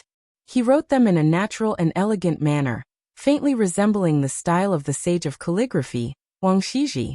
Just from these 3 words, it could be seen that Assistant Minister Yan's calligraphy had reached a higher level. Esozo. Li Yi gave a very pertinent evaluation. Wang Shiji's reputation as a sage of calligraphy was inseparable from decades of hard work. Just by copying the 3 words for a few days, he was able to learn half of its charm. The description "SOSO" was already a great compliment. Yan Zhang naturally understood this. The more he copied the 3 words, the more he understood the difference between him and the person who wrote it. He wouldn't use age to judge whether the young man in front of him had the qualifications to say these words. However, Yan Zhang understood this didn't mean that everyone understood. "SOSO? You're so arrogant." Although Yan Zhang's calligraphy is not good, it's not something you can judge. A voice came from the side. It was an elegant man who looked at the words on the table. The elegant man walked around the table with his hands behind his back and said in surprise, "TSK, long time no see. Brother Yan's semi-cursive script has become more refined. Did you steal another famous family's horizontal board and study it these days?" Yan Zhang was displeased. What did he mean by his calligraphy was not good? Although this guy came from a scholarly family, the Zhou family's calligraphy master was old Master Zhou, not Zhou Qiu. Why was he so proud? Master Zhuo's calligraphy is upright, and can be said to be the best in the Jing kingdom. Compared to him, my calligraphy is naturally not presentable. Since junior supervisor Zhua has inherited master's Wu's teachings, I naturally cannot compare to junior supervisor Zhua. Yan Zhang replied sarcastically. Master of Zuqiao. Zitits was Zhua, Zhua was Zhua bite. On the surface, it was a compliment, but it was a sarcastic remark that Zuqiao only relied on his father, and didn't have any real talent. Although the two of them were family friends and were usually close friends, whenever they talked about something that they were good at, they would always mock each other a little. Zuqiao looked at the table for a while with his hands behind his back. When the words on the table became blurred, he nodded and said, Strange, strange. I haven't seen you for a few days, but you've made such great progress. Did you really get advice from a master? Or did you find a famous card? Yan Zhang twitched the corner of his mouth and said, Let's not talk about this for now. You keep saying that this young man is arrogant. Why don't you compete with him? You're also good at semi-cursive script. Write a few words on the table with your fingers. Let's see who the arrogant one is. Zuqiao shook his head and said, It's better to compete with you. But him? If people know, they'll say that I'm bullying the younger generation. Shiping Stone Scripture. Yan Zhang looked at him and said, If you think your writing is better, I'll give you the Shiping Stone Scripture. If you lose, don't blame me for tearing down the horizontal board of the House of Zhua tonight. Zuqiao's eyes suddenly lit up, and he said with uncertainty, You mean the original post of the Shiping Stone Scripture? It's really with you.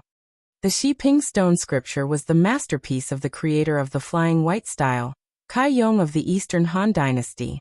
The original post was very valuable for collection and research. It would be a blessing to get it. As for the horizontal board of the House of Zhua, he didn't worry about it at all. His calligraphy attainments were not great, but they could be described as minor achievements. How could he lose to a young man who was still wet behind the ears? Even if he started practicing since he was in his mother's womb, he couldn't beat him. What do you think? Do you dare? Yan Zhang looked at him and asked with a smile. Why not? Zuqiao laughed and said, It's rare for you to be so generous. How can I spoil your fun? After that, he dipped his finger in the wine. In a flash, the four big words happiness like the East Sea appeared on the table. He wrote the words smoothly and continuously. Zuqiao's calligraphy attainments could be remarkable if he could write with his finger dipped in wine. Ordinary people couldn't even write with a brush. Come on, it's your turn. Yan Zhang didn't look at Zuqiao's words at all. With a cunning smile on his face, he was already planning how to tear down the Zhua family's horizontal board at night. He hurriedly urged Li Yi. Zuqiao wanted his Shiping Stone Scripture. It was impossible. It would be better if it was Elder Zhua. Even if Elder Zhua came in person, Yan Zhang was 70% sure that he could win. Seeing Yan Zhang's expression, Zuqiao's heart skipped a beat. He suddenly had a bad feeling. Yan Zhang was not a fool. The Shiping Stone Scripture must be extremely important to him. How could he give it away for free? Could it be that he was really sure that he could win? Turning to look at the young man again, Zuqiao shook his head and suppressed this unrealistic idea. I'm not interested. Li glanced at the words on the table and said, shaking his head. The Shiping Stone Scripture and the Zhua family's horizontal board had nothing to do with him. This assistant minister Yan has a good plan. He's treating me as a tool. Are they familiar with each other? Tearing down someone else's horizontal board is no different from slapping him in the face. This is a great feud. Yan Zhang's expression froze. He hurriedly grabbed Zuqiao's arm and said, I owe you one. Li thought. Last time when I snatched the horizontal board, I already owed him a favor, but he didn't take it seriously. Obviously, the assistant minister's favor is worthless. However, Li didn't want to be pestered by him. He casually dipped his finger into the wine and drew two words on the table. He was ready to leave this troublesome place and let them catch up. Haha, is this what you're relying on? Seeing the messy handwriting on the table, Zuqiao was stunned at first. Then he smiled and patted Yan Zhang's shoulder. He said, Brother Yan, tomorrow morning, I'll send someone to your mansion to get the Shiping Stone Scripture. Yan Zhang didn't expect that Li Yi wouldn't give him face at all. He was a little anxious and grabbed Li Yi's arm tightly. Write it carefully. If you win, you can make a request of me, as long as it's not too much. Stop it, second young Master Yan. What are you doing? Just as Yan Zhang shook Li Yi's arm violently, a delicate voice suddenly came from not far away.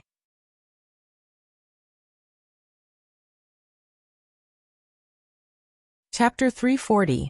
The dignified Right Assistant Minister of the Ministry of Personnel could not help but shiver after hearing that voice. He hurriedly let go of Li Yi's shoulder and turned around to explain. No, nothing. The beautiful woman walked over quickly and asked Li Yi, what were you doing just now? Did he bully you? Sister-in-law, you misunderstood. Yan Zhang said bitterly.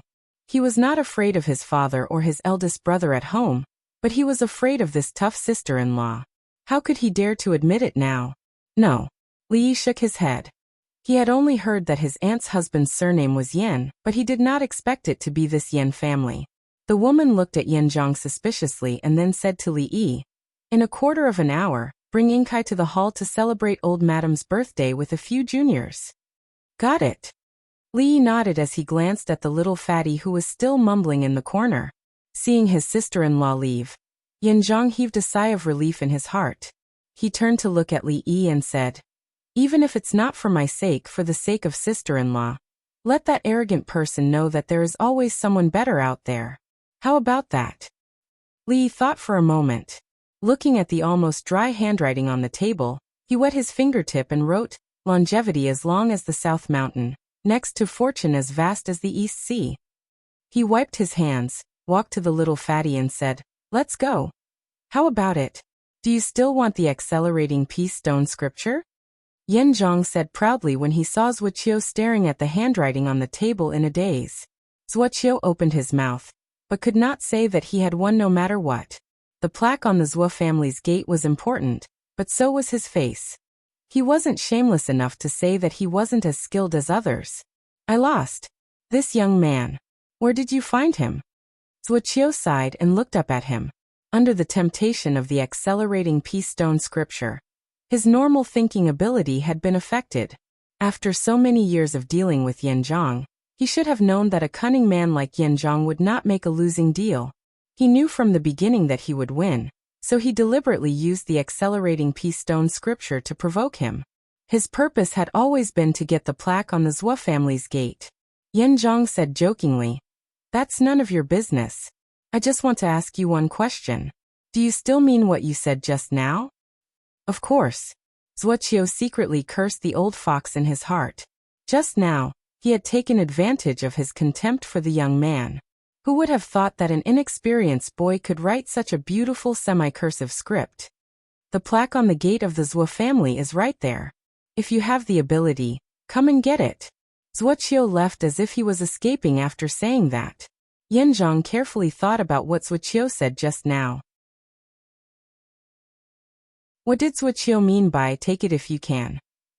Without his permission, the old master of the Zhou family would not let him off. Yan Zhang carefully thought about what he just said. What did he mean by take it if you can? Without his permission, Grandpa Zhou wouldn't let him off the hook if he took the plaque off the Zhou's gate. There were actually many people in the younger generation of the Li family, including the collateral branches. However, Li did not know any of them except for the little fatty.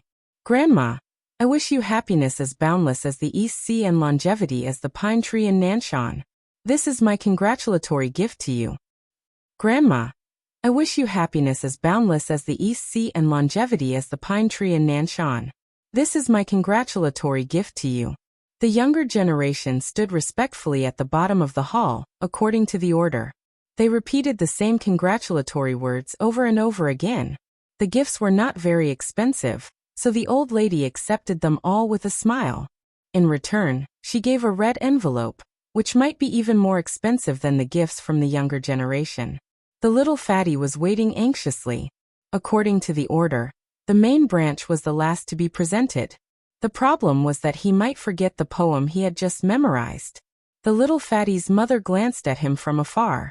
This child would not tell them about the congratulatory gift for the old lady this year.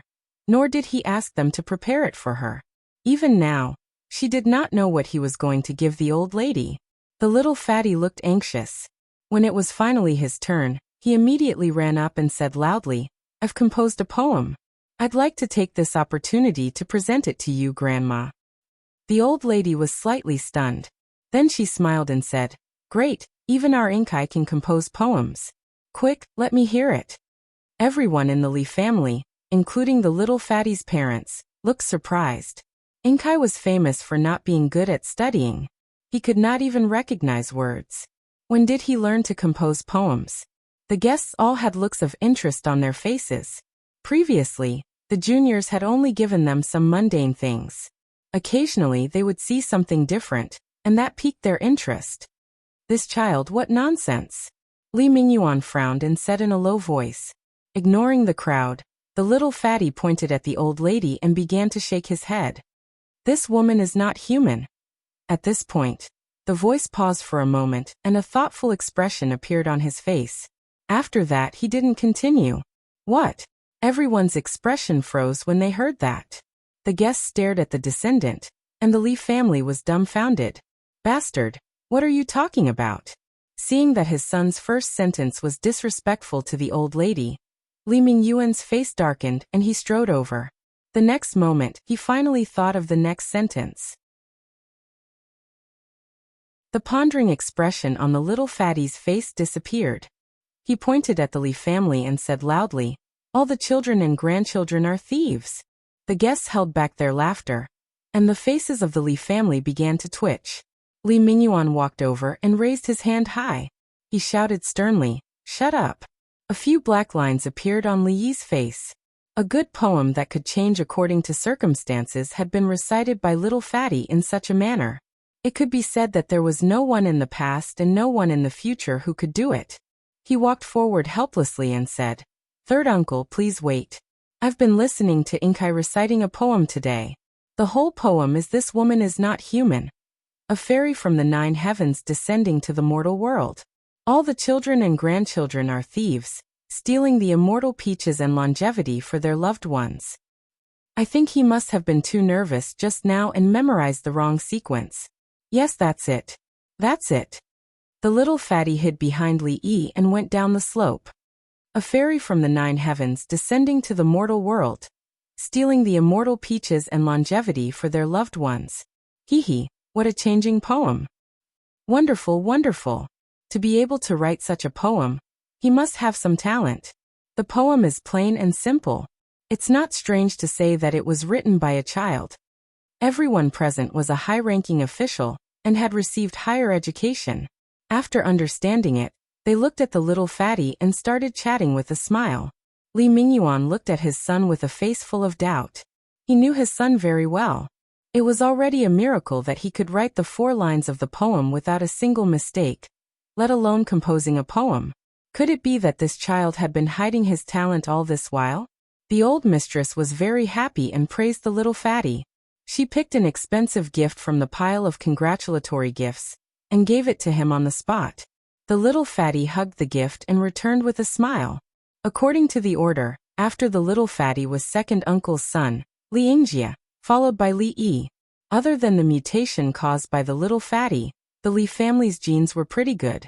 A handsome young man took an item from second Aunt Fong and walked to the old mistress. He smiled and said, "This is Zhao Chun's longevity painting. It's my congratulatory gift to Grandma. I wish Grandma a long and happy life." It's Zhao Chun's longevity painting. It said that he needs half a year to complete one. It's not easy to get it without 1,000 taels of silver. Although Zhao Chun is young, he's quite talented in calligraphy. Many young people like his calligraphy. He's quite thoughtful to get Zhao Chun's longevity painting. As the crowd discussed, the old mistress accepted the gift with a smile and opened it in front of everyone. Immediately, several people surrounded it. Longevity painting? Li Yi frowned slightly and pondered. What's going on? Lu Rui walked to his side and asked with a frown as well. Opposite them, the wife of the Li family's master, Madame Fong, glanced over and revealed an unnoticeable smile.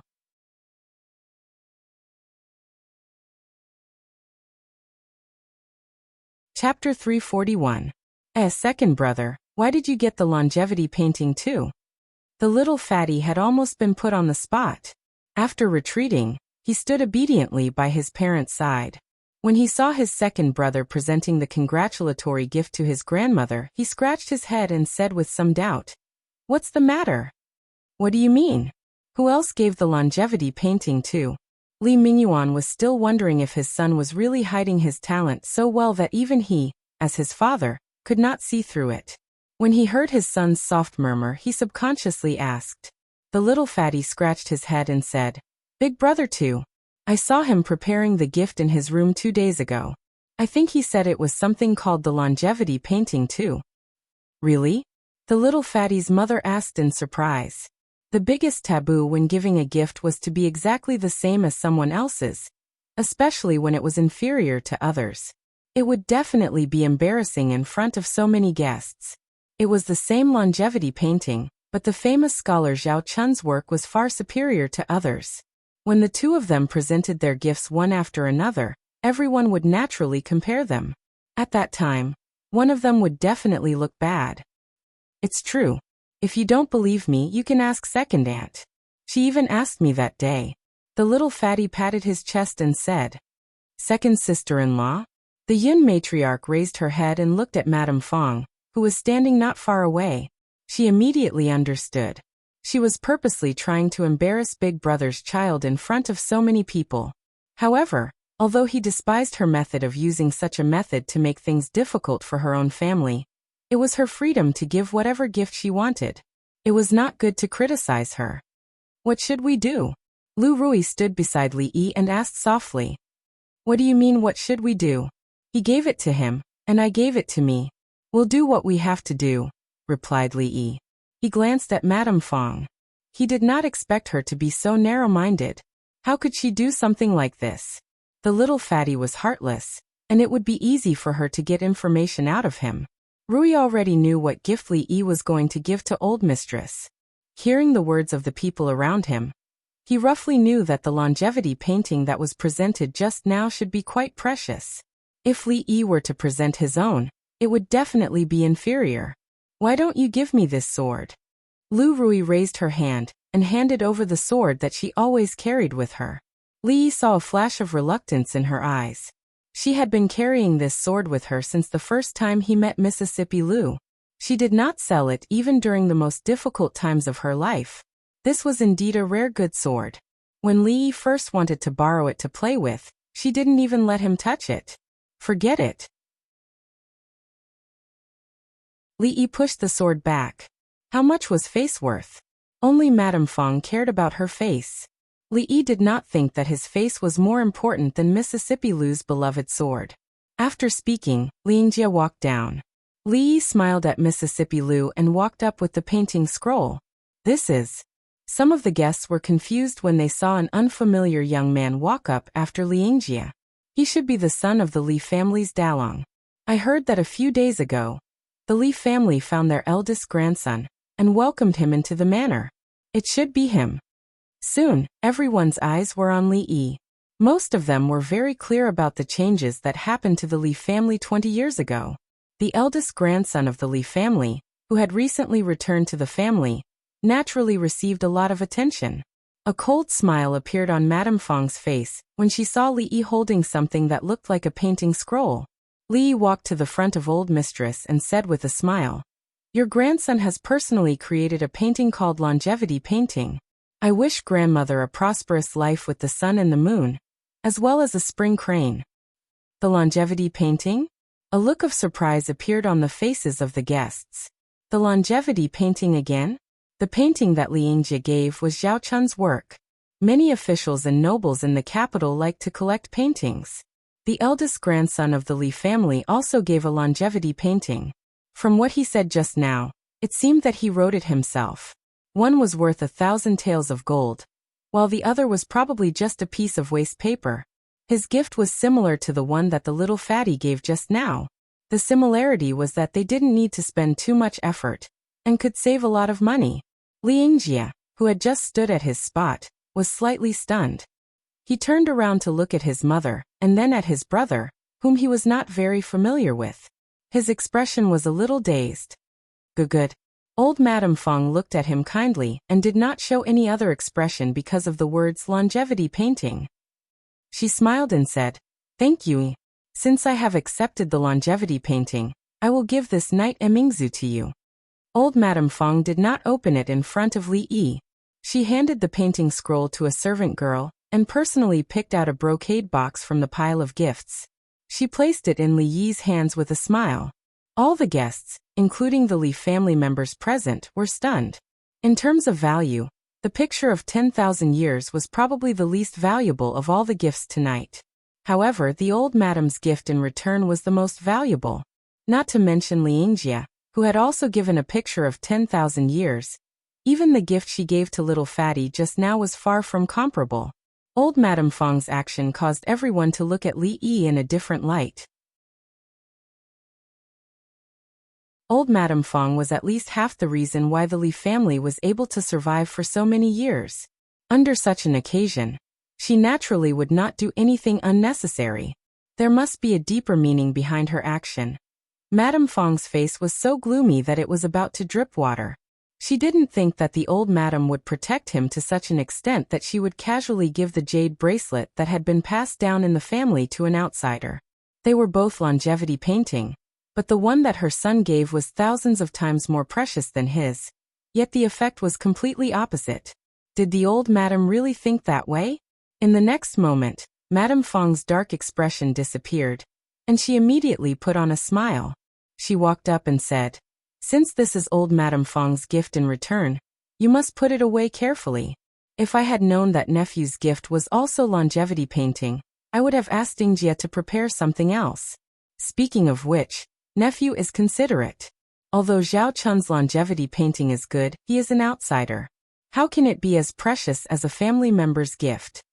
Madame Fong smiled and walked to the servant girl's side. She took the painting scroll from her hands and praised, "Yingjie has never had the heart to study since he was young. Nephew has indeed inherited eldest brother's talent. I believe this longevity painting will not be bad. Why don't you open it and take a look to make old Madame Fong happy?" As she spoke, she opened the painting scroll and placed it on the table beside her. Old Madame Fong frowned. She wanted to stop her, but it was too late. The guests nearby quickly surrounded them.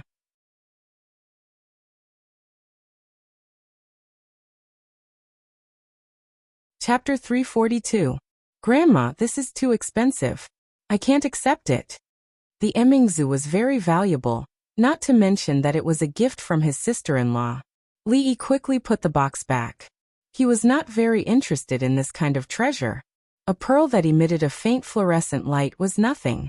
It could only light up an area the size of a palm. It was not even comparable to a 15-watt light bulb. "We're family. It's not expensive. Just take it." Old Grandma smiled and stuffed the item back into Li Yi's hands.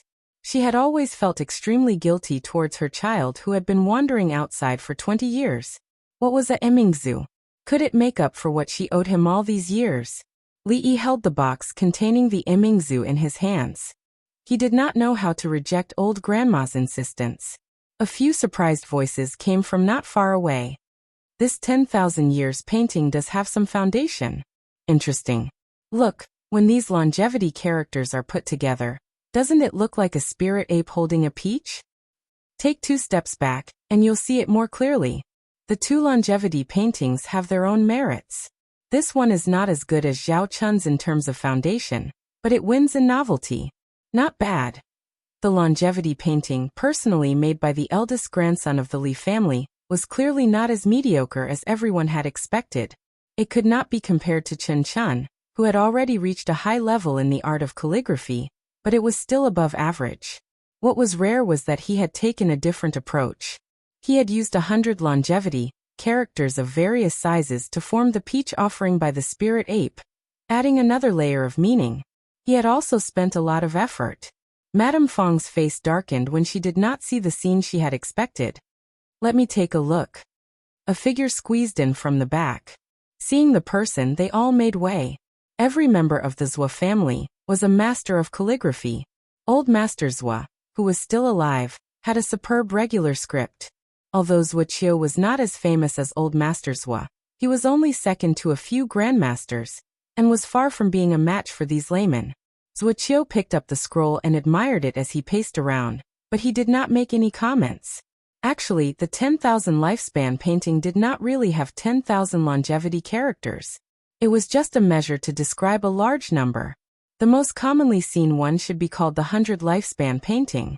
The one in Zuoqiu's hand was the century lifespan painting. The reason why the longevity painting was so popular was not because of the simple stacking of longevity characters. Each longevity character was written in a different way. Zhao Chun's longevity painting was extremely orderly. Although each character had a different shape, they were similar in size. Each line was vertical, and it was very neat. It was not an exaggeration to call it the longevity painting. In comparison, the one in Zuoqiu's hand was the real longevity painting.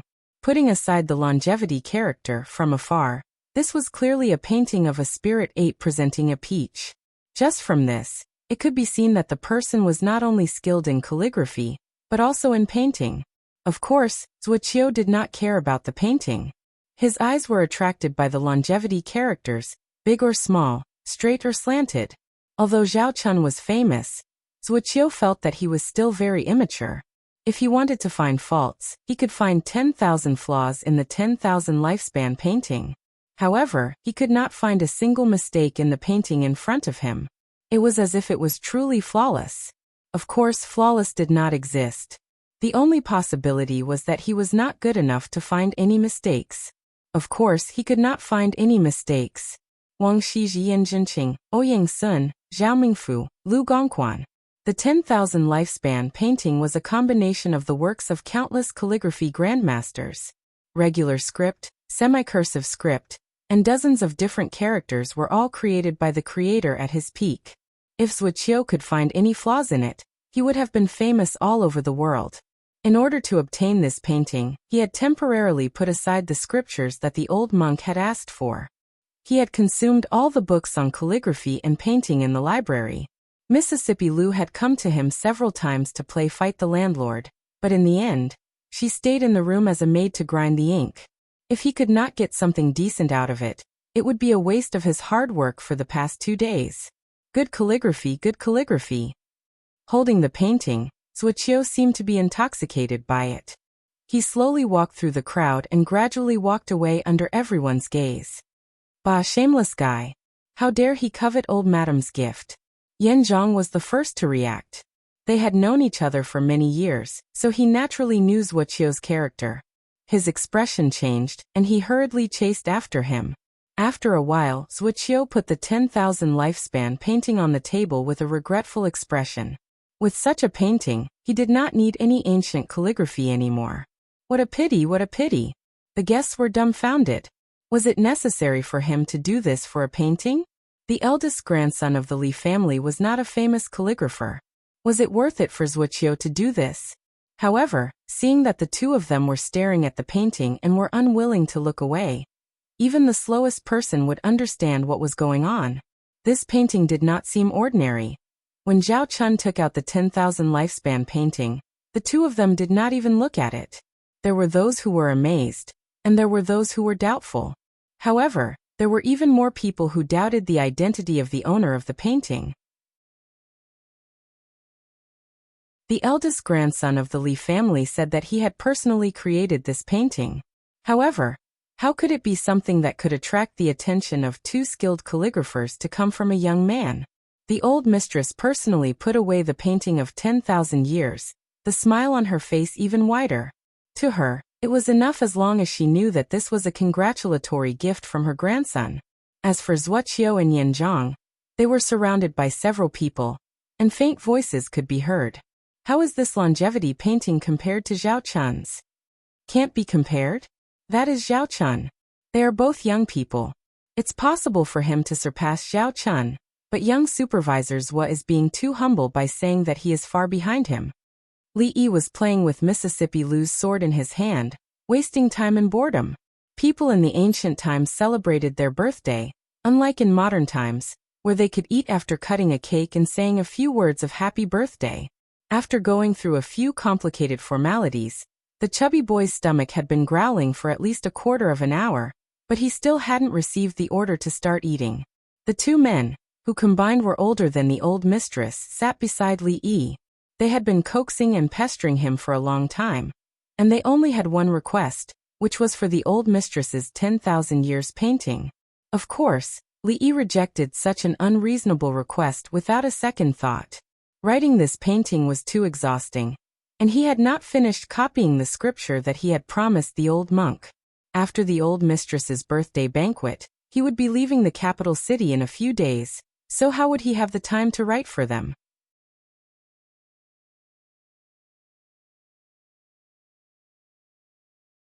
Chapter 343. Vice Supervisor Zhua and Assistant Minister Yan said that Zhao Chun's longevity painting couldn't be compared to the painting of the young master of the Li family. Moreover, the other party is a few years younger than Zhao Chun. Could it be that the Li family really has a monster in this generation? The guests were all amazed when they talked about what had just happened. Zhao Chun was successful at a young age. Although he didn't have any dazzling achievements in the imperial examinations, his calligraphy and painting were top-notch. He was famous in the capital and left his peers far behind. Of course, Zhao Chun was still too young and inexperienced, so he couldn't be compared to real masters like Wuxia and Yan Zhang.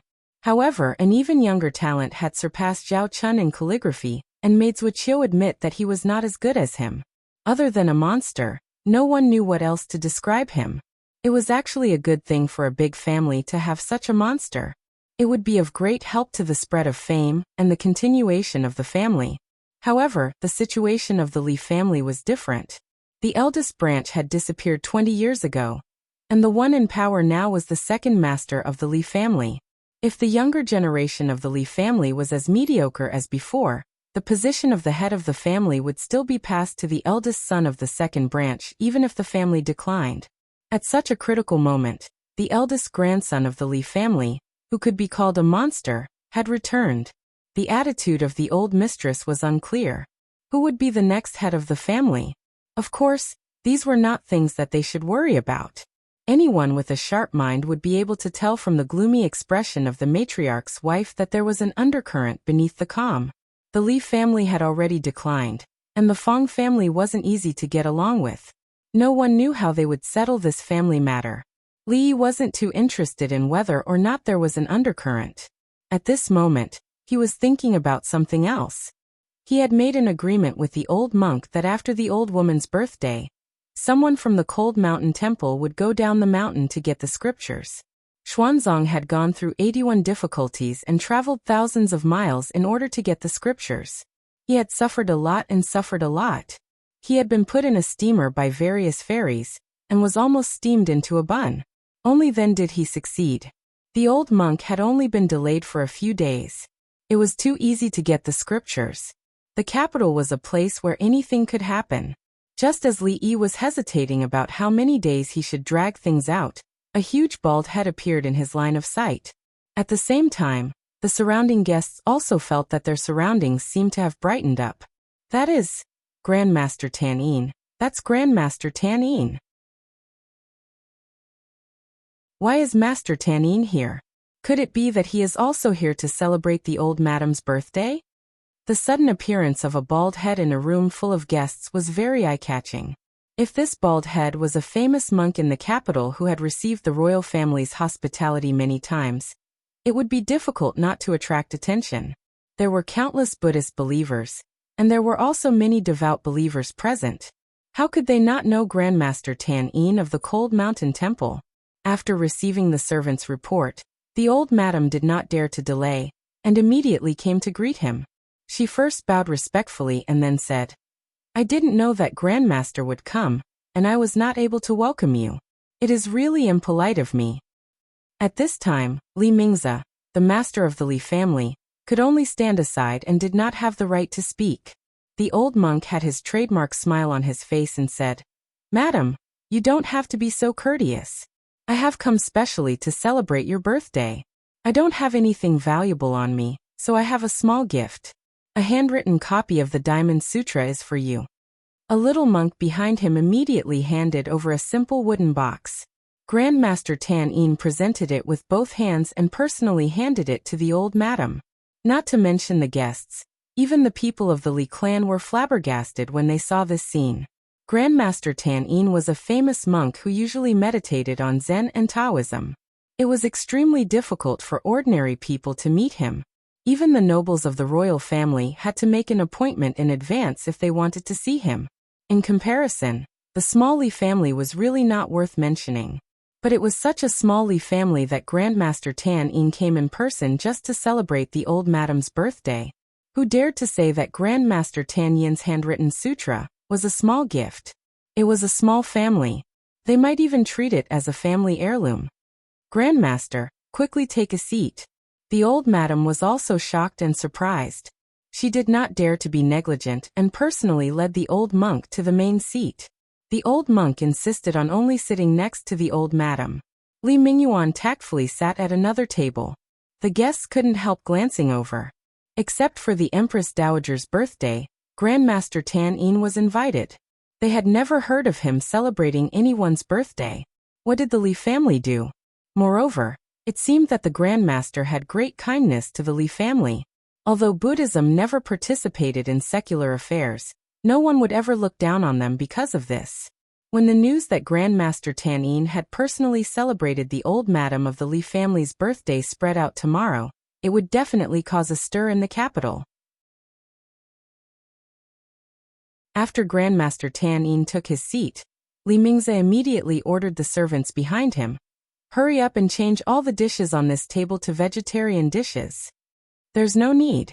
Grandmaster Tan Yin smiled and said, "Today is the old madam's birthday. This old monk will send a small gift and meet my young friend. I'll be leaving soon." "Young friend?"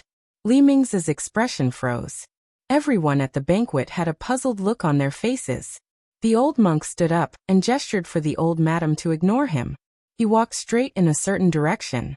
How could the crowd really ignore him? They all looked in that direction.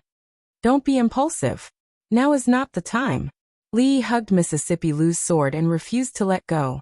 If she ran to the old monk to learn martial arts now, the old madam's 60th birthday would be ruined.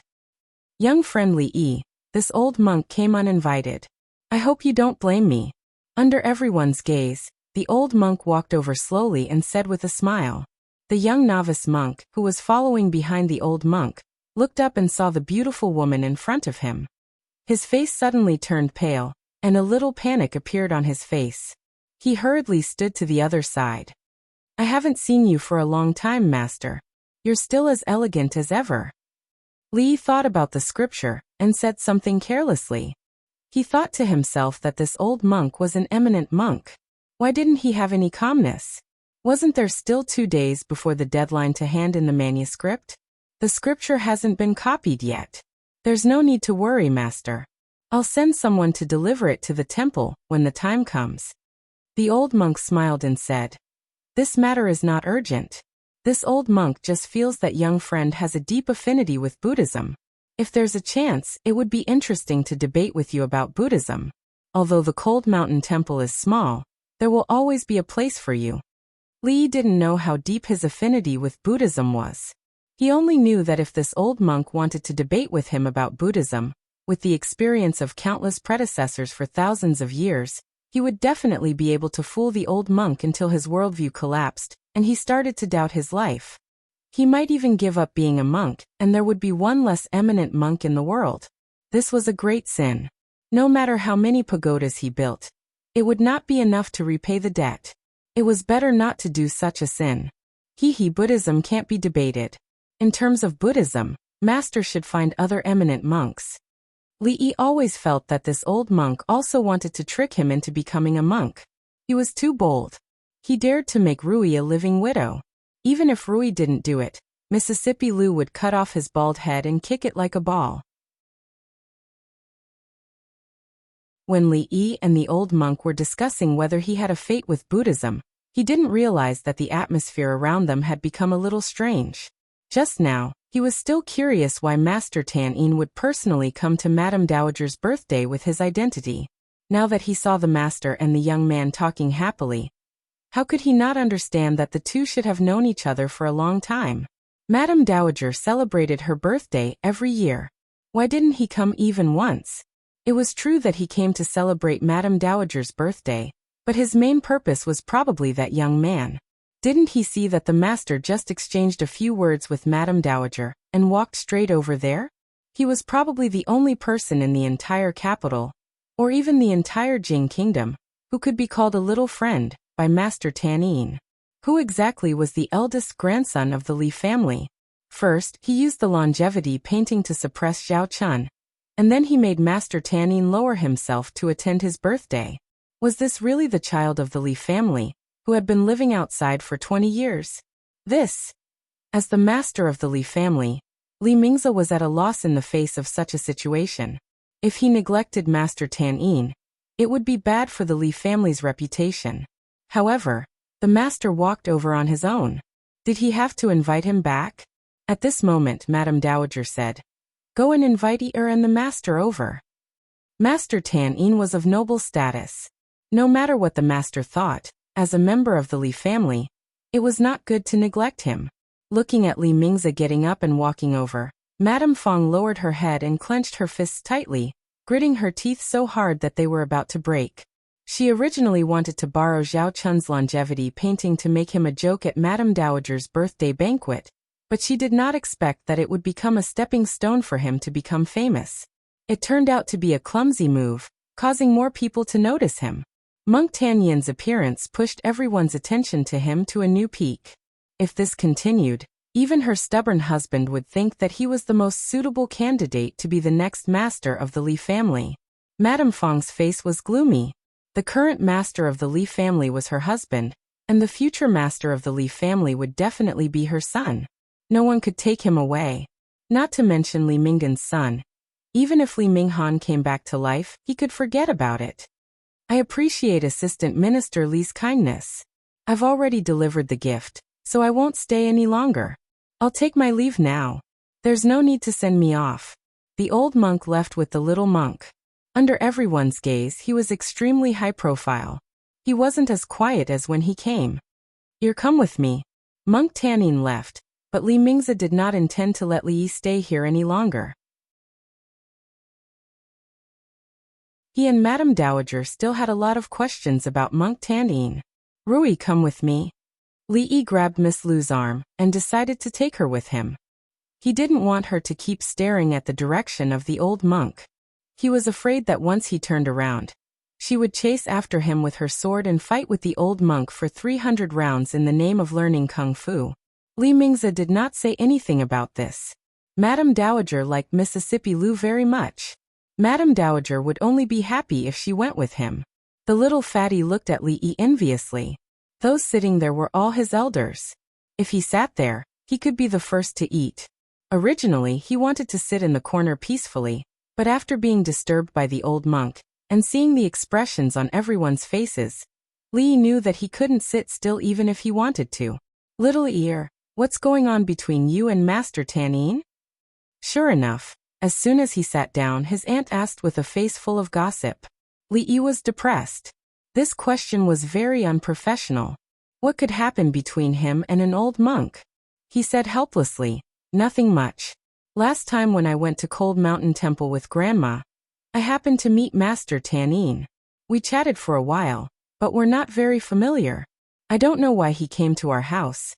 It was not convenient to tell them about the scriptures, so Li could only say so." "Is that really the case?" The beautiful woman's face was full of disbelief. Thinking back to the situation just now, the two of them could not have just chatted. Li nodded and said, "That's how masters are. They like to pay attention to fate.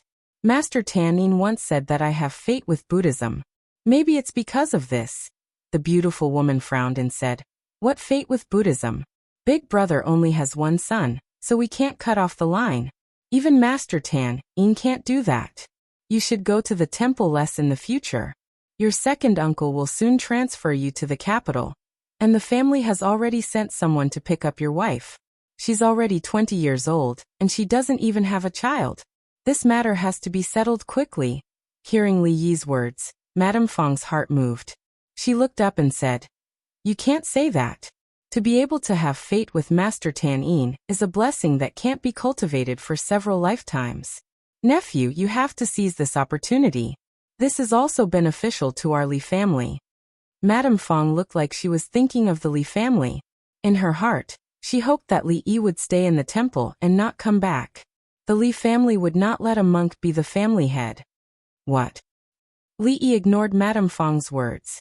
The family had sent someone to Qing and Prefecture to pick up Rui. When did this happen? How come he didn't know? If Rui came to the capital, what was the point of him going back? Was he going to live with Rui? Aunt Lian Rong looked at Li Yi and said reproachfully, "Look at you. As a granddaughter-in-law, how can I not come for the old madam's 60th birthday? By the time you think about it, it's already too late. The old madam has already sent someone to Qing and Prefecture. If it weren't for the rain that delayed the journey a few days ago, I'm afraid they would have arrived in the capital by now." Faced with his aunt's accusation, Li Yi was momentarily speechless. What should he say? This time, when he came to the capital, he had no intention of staying for long. He just wanted to replace the original owner of this body to come here and have a look. After that, he would go back and have children with Rui. Who would have thought that so many things would happen after he came here? His original plan was completely disrupted. Now that they had picked up Rui, his own plan. What other plan could there be?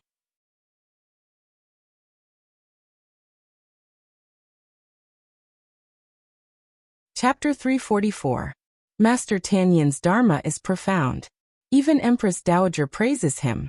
You must not be disrespectful to him in the future. The old grandma warned Li Yi. A monk's behavior couldn't be judged by common sense. It was a blessing for the Li family that Master Tan Yin was willing to condescend to be friends with his son. He couldn't be arrogant because of this. Otherwise he would be criticized by all his followers. Li could only nod in agreement. The old grandma's words were a little late. She had already been disrespectful. Moreover, Master Tan Yin, who was profound in Dharma, wasn't really above the mortal world. He ate, drank, and pooped like ordinary people. He was just a little smarter and knew how to recite scriptures better than ordinary people. He also had desires. He hadn't finished copying the scriptures he had promised. The old monk wouldn't care about the issue of disrespect. After all, it was not a bad thing to be on good terms with Master Tan Yin. The guests were still present. The old grandma didn't continue to pester them on this matter. The necessary procedures had been completed. It was time to eat. Eat more. Look at how thin you are. The old grandma put food into Mississippi Lou's bowl for her. In the entire Li family, she was the only one who had such an honor. Except for Rui, the table was full of elders. The atmosphere was dull. It was better to sit with the little fatty. It was free and lively. She only took 2 mouthfuls of food on the plate in front of her. A steward of the Li family hurried over and whispered a few words in second Uncle Li Ming's ear. The Crown Prince of Prince Ning sent someone to congratulate the old grandma on her birthday? Li Mingzi stood up from his seat, looking surprised. Cough. Li almost spat out a mouthful of tea. He also choked. He turned around and coughed hard. What Crown Prince? The old grandma put down her chopsticks and asked. Li Mingzi's face was full of confusion. He said, the Crown Prince of Prince Ning, the supervisor of Jiangyi province appointed by His Majesty a few days ago. He sent someone to congratulate you. The guests at the next table stopped what they were doing. Ning Wang was the younger brother of the current emperor and the most powerful Wang Yi in the Jing kingdom. His fief was only slightly inferior to the capital, Qing'an-fu. It was enough to show how much importance the emperor placed on him. A few days ago, the crown prince of Ningguang had married the daughter of the Wang family as his consort. The Wang family had been around for hundreds of years and had gone through many dynasties to remain standing. They had a deep foundation and were one of the most powerful and wealthy families in the entire Jing country. With such a background, the crown prince had actually sent someone to celebrate the birthday of the old woman of the Li family? Could it be that the Li family and Ningguang Fu also had relations? Everyone had their own guesses, but they didn't know that the head of the Li family, Li Mingzi, was also full of doubts. He didn't dare to delay, and personally went out to welcome them. A few black lines appeared on Li Yi's forehead. What was this fellow Li Xian trying to do? Did he think that this old man's birthday wasn't big enough? The only good thing was that he didn't come in person. Otherwise, he didn't know how many more interrogations he would have to face after the birthday. The Crown Prince's mansion sent a steward, which could be considered as giving enough face to the Li family. Many people were wondering who he was, and why Li Mingzi had to personally welcome him. Just when the steward's attitude was obviously respectful, news came from the other side. It's the Crown Prince of Prince Ning. How could the Li family? Although the Crown Prince of Prince Ning had not been in the public sight for long, the things related to him had left a deep impression on everyone. He married the daughter of the Wang family, was appointed as the supervisor of Jiangyi province, and accused Qinyu of favoritism, causing him to be banished to another province. Next, the Crown Prince's mansion sent someone to celebrate the old lady's birthday. They thought they knew the Li family very well, but today they realized that the Li family seemed to be far more mysterious than they showed. The guests from the Crown Prince's mansion hadn't sat down yet when the Li family's steward walked over in a daze. He looked at Li Mingzi with a stupefied expression. Head of the family, Princess Yongle, the people from the princess's mansion. Bang! Li Mingzi was shocked, and countless chopsticks around him fell to the ground. Princess Yongle, the only daughter of the emperor and the queen, the eldest princess of the Jing kingdom, had been doted on since she was a child. She was the only princess who didn't get married after she came of age and stayed in the palace. She was a real member of the royal family. Was this still the Li family that they knew was declining? Even when the Li family was at its peak, it didn't have such a great reputation. Li put down his chopsticks and covered his face with his hands. Finally, he figured out what the strange smiles on their faces meant when they parted. Li had mixed feelings. The princess said she had a way to solve the problem the Li family was facing. She promised that after Li left, no one would dare to make trouble for the Li family. Was this the way? The Li family's trouble was much smaller. The crown prince and the princess sent gifts on the birthday of the old Li family, which was a very obvious signal for outsiders. The Li family was protected by the crown prince and the princess. Whoever wanted to make trouble for the Li family had to think about whether they could afford to offend such a powerful force at the same time. After the birthday banquet, the task of explaining to the whole family fell on him. The people from the crown prince's mansion and the princess's mansion came together. Even the old grandma couldn't sit still. When did the Li family have a relationship with them? Not only the guests were curious, but even the old grandma was very curious. This shocked them even more than Master Tan. You too. I wonder if the crown prince and the princess. The two people from the crown prince's mansion and the princess's mansion obviously had an appointment.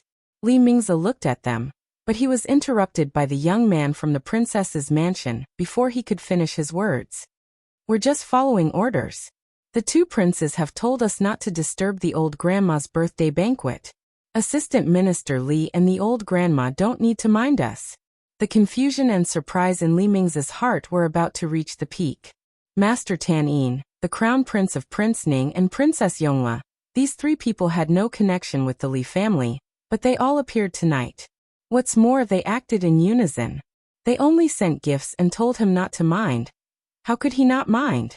Among these people, which one of them could be offended by the Li family? Li, can I have a word with you?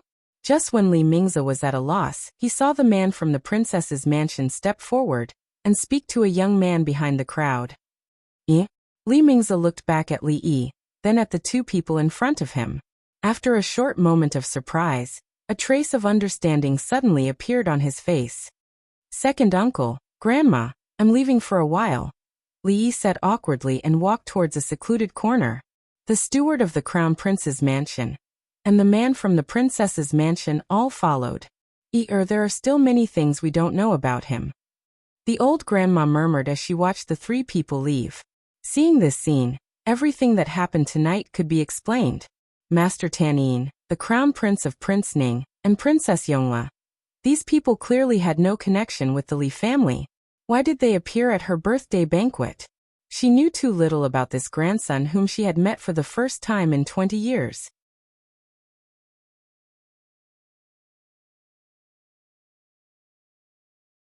Chapter 345. After experiencing so many things at this moment, what the guests were thinking about had nothing to do with the birthday banquet.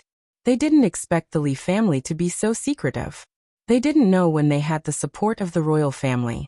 That eldest grandson who had left home for 20 years seemed to have a good relationship with the crown prince, and even the princess. What happened that year? Was it really just the eldest son of the Li family eloping with someone else? Were there other secrets?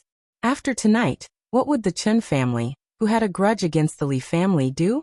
Was the Li family behind the banishment of the capital's magistrate, Qing Yu? What happened tonight was too shocking and far exceeded their expectations. The guests were brainstorming. The face of the master's wife, Madame Fong, had turned from gloomy to pale. Her nephew, who had no background, suddenly had the support of the crown prince and the princess. She had originally looked down on them, but now she had to look up to them. The psychological difference was so great that it was like falling from heaven to hell. Even if she had the support of her maiden family, she still felt a deep sense of helplessness.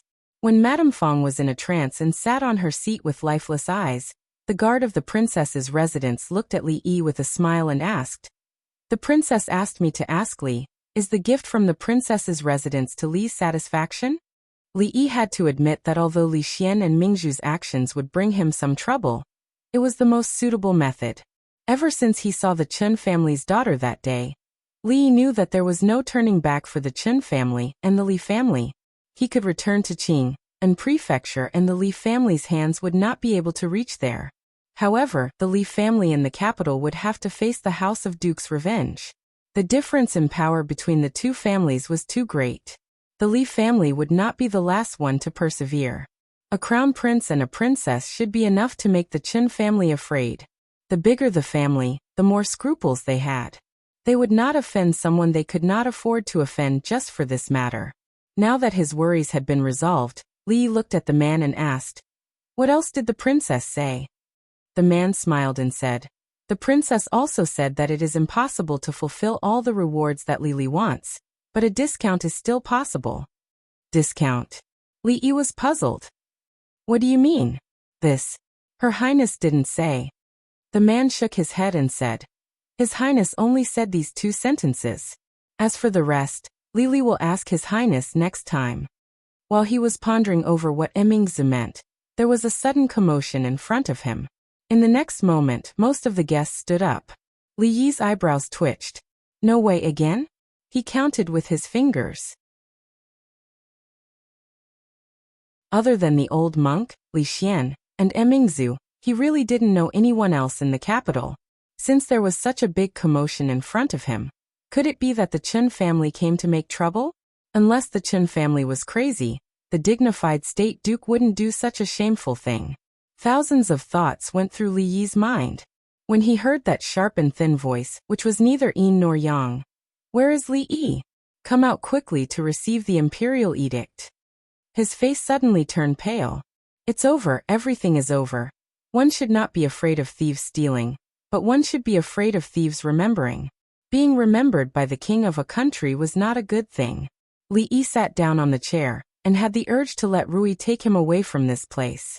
Without anyone's order, everyone immediately stood up from their seats, and stood on both sides to form a passage. At the end of the passage was where Li Yi was. 2 eunuchs walked along the passage with their heads held high and said in a sharp voice, "County Lieutenant Li, receive the imperial edict." Li raised his head and saw the 2 familiar eunuchs again. "What are you waiting for? Kneel down and receive the imperial edict." Li Mingzhe walked over quickly and urged. The situation was not in his favor. Li Yi could only bend his knees helplessly. Everyone present, including second uncle Li Mingzhe and the old madam, knelt down with a crash. The little fatty didn't understand. He raised his head and looked around, but was quickly pressed down by his mother. The imperial edict states, Anxi County Lieutenant Li Yi improved interrogation by torture, created horseshoes, invented cardiopulmonary resuscitation, and stitched up wounds. He blessed the common people and blessed the people. He offered a divine object from heaven's punishment, defeated the Qi army, and expanded the territory. The emperor conferred upon you the title of Prince of Chang'an. You will be crowned with honor and forever blessed by the heavens. Note: this Chang'an is not Chang'an. I really can't think of a better name. The eunuch said a lot of tongue-twisting words. Li Yi could only understand the first and the last few sentences. The gist of it was that he had done so many things before, and all the credit had been accumulated by him. This time he would be rewarded together. He would no longer be the Anxi County lieutenant, and no longer return to the Qing and prefecture. The emperor had given him a piece of land in Chang, and from then on, Li Yi would stay there and be a small county magistrate. From then on, he would truly enter the ranks of the nobles. Chang and the capital were neighbors. Maybe Li Yi could see the city walls from his fief. The change from a duke to a county magistrate was not mentioned. He didn't mention tens of thousands of gold coins, or thousands of hectares of fertile land. This discount was a bit too much. At this moment, Li Yi's mood calmed down. It seemed that the emperor also knew that he wasn't cut out to be an official. He just wanted him to be a parasite in society. In fact, he had long known that this day would come. He had always been unwilling to face it. This time he might not be able to avoid it. The eunuch squeezed a smile on his face and said, "County Magistrate Li, accept the imperial edict." Seeing that Li Yi didn't respond, Li Mingzi suppressed the shock in his heart. He pulled his sleeve and said in a low voice, "Don't just stand there. Accept the imperial edict." The eunuch handed the imperial edict to Li Yi respectfully and said, "His Majesty has spoken. County Magistrate Li is summoned to the palace tomorrow. Tomorrow morning, someone from the palace will be sent to pick you up." The eunuch came and went quickly. He left the Li family directly, leaving behind his nobility robe and other belongings. He also messed up Madame Dowager's birthday banquet. Now no one cared about Madame Dowager's birthday. The eldest grandson of the Li family had been conferred nobility by His Majesty. He was the county magistrate of Chang'an. The head of the Li family, Li Mingzi, was also just a county magistrate. In the Jing kingdom, nobility could not be conferred without military merits. It was the first time that His Majesty had made an exception to confer nobility. What kind of luck did the Li family have? After so many years of decline, was it finally going to rise again? Everyone had heard the description in the imperial edict. They were very unfamiliar with the description. However, His Majesty was generous in praising Li Mingzi's contribution. Naturally, this matter couldn't be false. Congratulations, congratulations. One family with two nobles. Congratulations, Madame Dowager, congratulations, Assistant Minister Li. County Magistrate Li has been favored by His Majesty at such a young age. His future is limitless. When they calmed down, everyone came forward to congratulate them. Madame Dowager's smile was unprecedentedly bright. Although Li Mingzi was still shocked, he couldn't hide the smile on his face. County Magistrate Li of Chang and County Magistrate Li of Chang'an. Madame Fong, who was sitting in a seat behind everyone, murmured to herself with a pale face.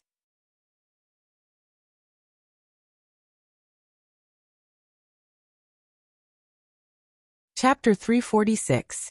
First, it was the highly respected Buddhist master. Then it was the crown prince of Ning with a powerful background. Next, it was the noble princess of a country.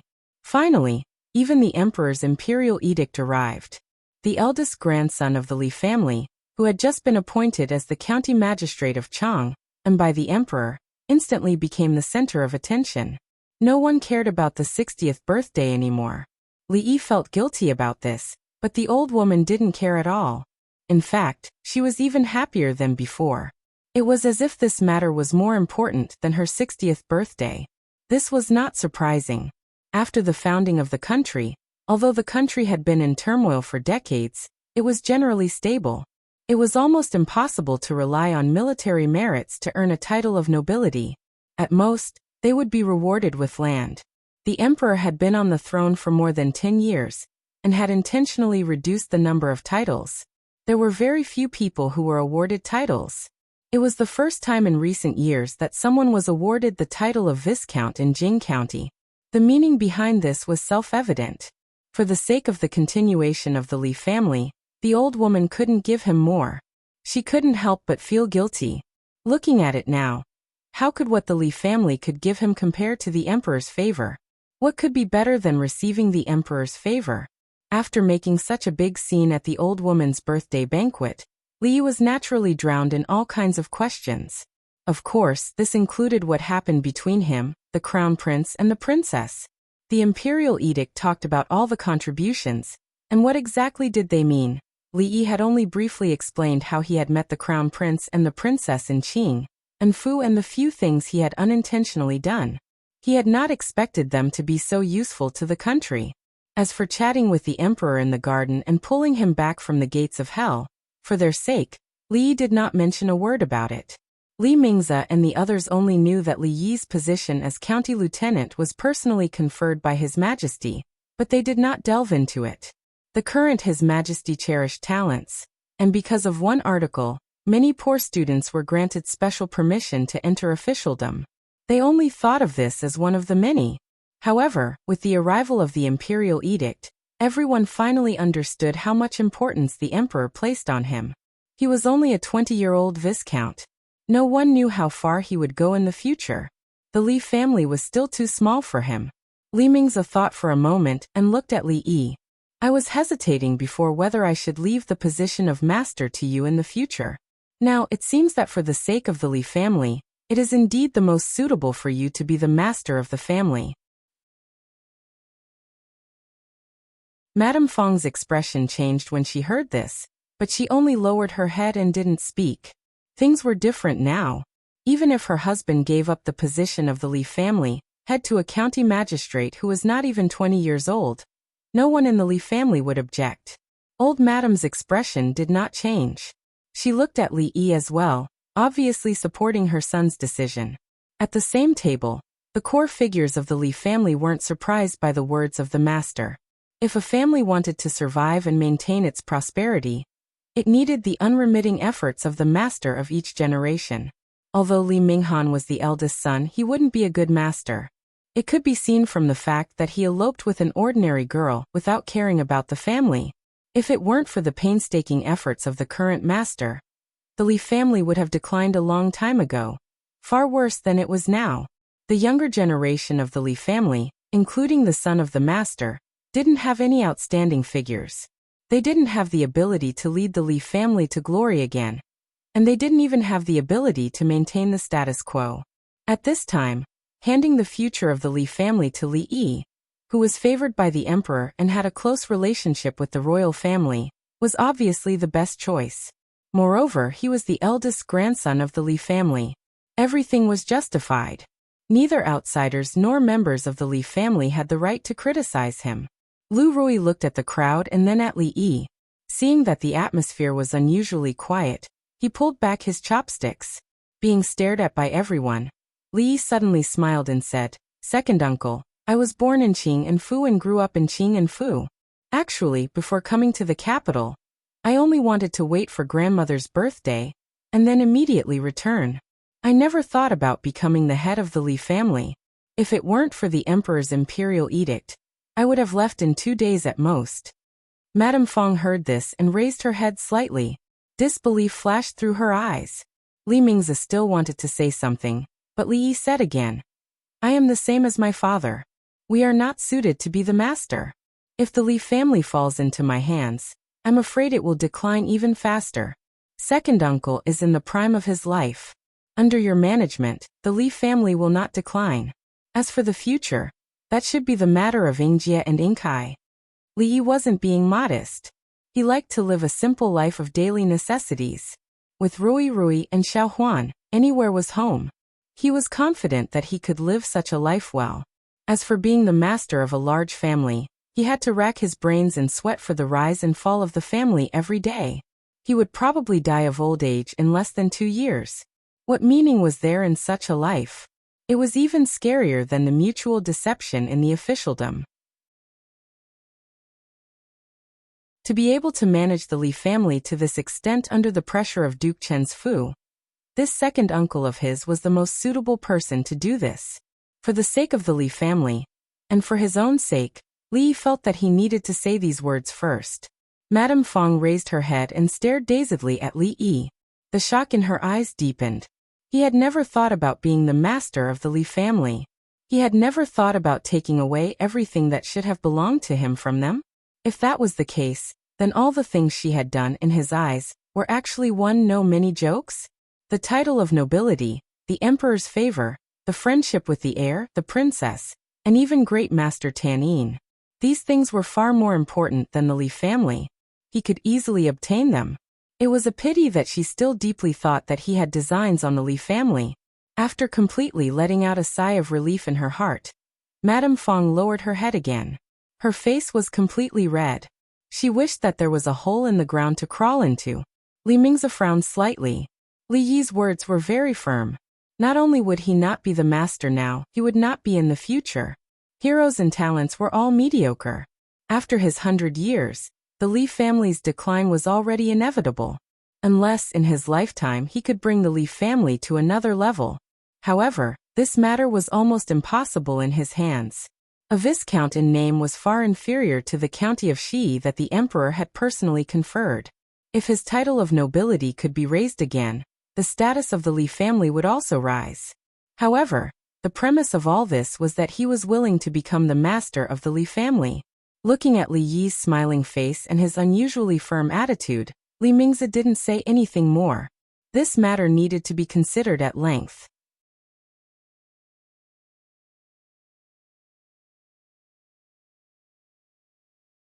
Chapter 347. You haven't learned anything else, but you've completely learned your father's lazy personality. The old mistress looked at him and smiled. Forget it. Your second uncle can still stay in this position for a few more decades. It's fine if you don't want it. But don't forget, no matter what, this is your home.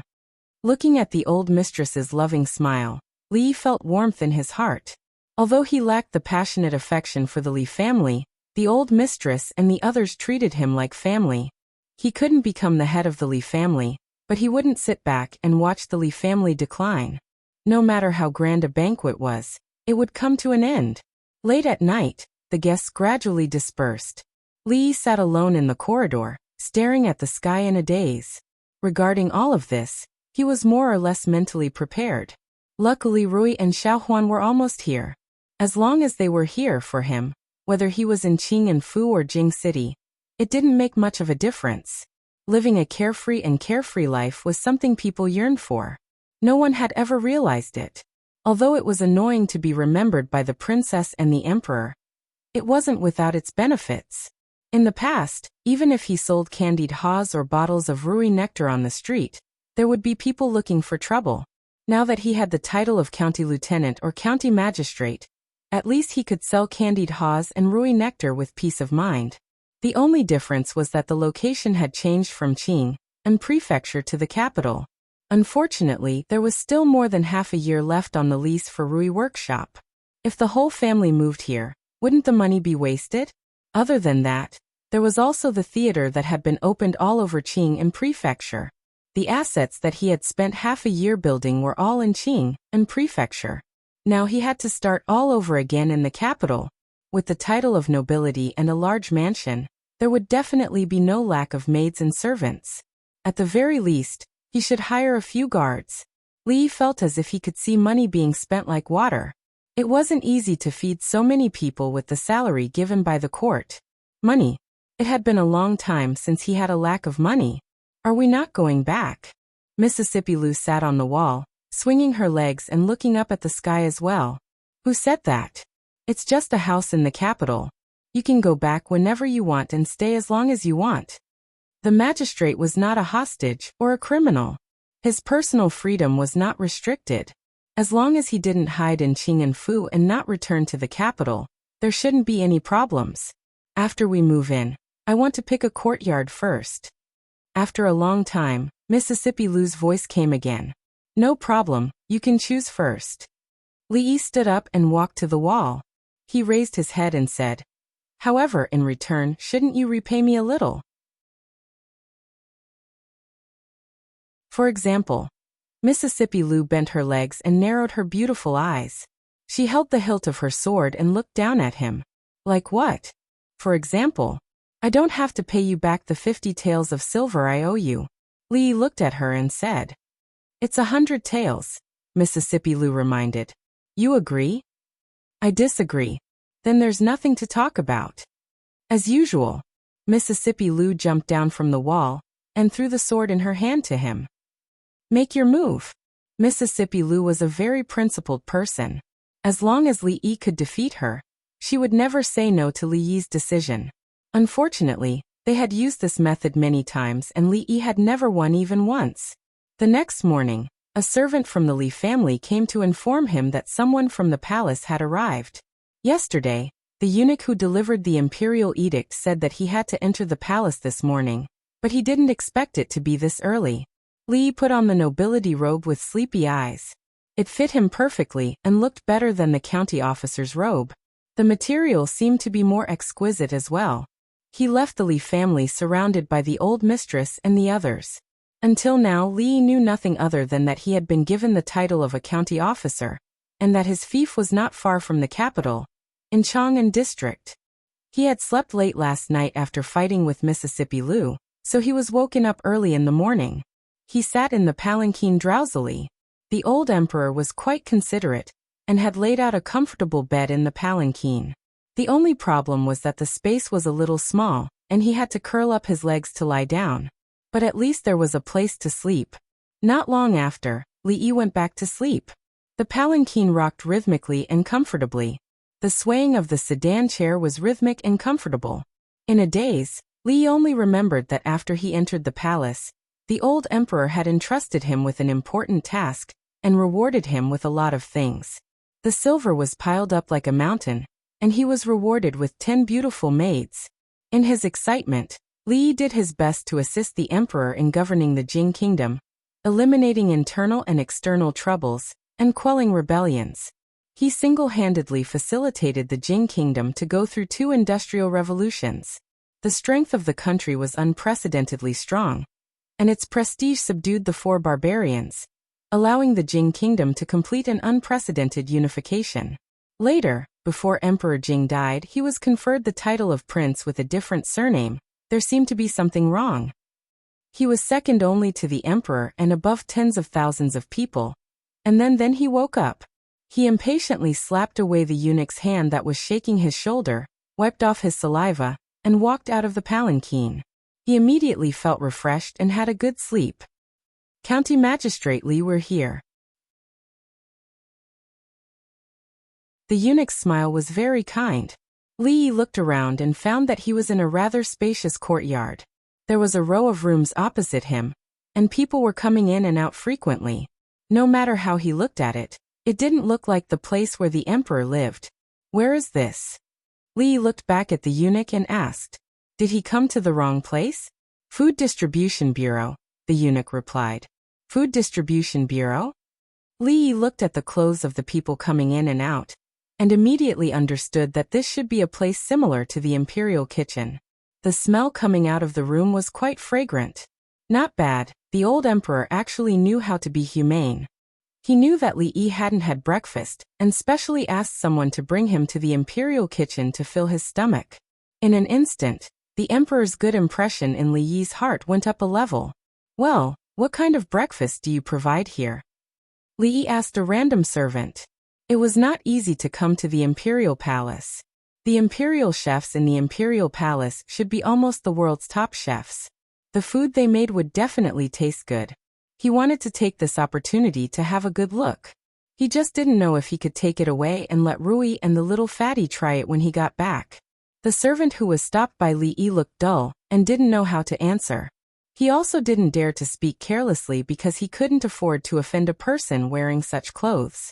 Ahem, County Magistrate Li, you didn't come here to eat, the eunuch said after coughing twice. Why did you bring me here if not to eat? Li Yi frowned and asked. You're here. Hurry up and make me hot pot. A bouncing figure came in from outside. When she saw Li Yi, her eyes immediately turned into a crescent moon. Greetings, princess. When the little girl walked over, a large number of people immediately knelt down. Li Yi was now a nobleman, so he didn't need to kneel when he saw the princess. He resisted the urge to pinch her face and said, if you want to eat hot pot, go to your brother Xian's place. I still have business to attend to. I won't. Princess Shanning's little face turned and said, "My royal sister and brother Xian said that your hot pot is better." County Magistrate Li. The eunuch looked at Li Yi with a smile and said, "Your business is to cook for the princess. This is His Majesty's order." Li Yi's expression froze when he heard that. He asked him to get up early in the morning just to make hot pot for this little girl? What exactly was the old emperor thinking? Was a viscount supposed to cook for the royal family? In ancient times, King Yu of Zhou used beacons to make fun of the feudal vassals for a smile, which led to the destruction of the country. Today, Emperor Jing summoned the county magistrate of Chang and to the palace just for a hot pot. Such a fatuous emperor was like a second King Yu of Zhou. The Jing kingdom would be destroyed sooner or later.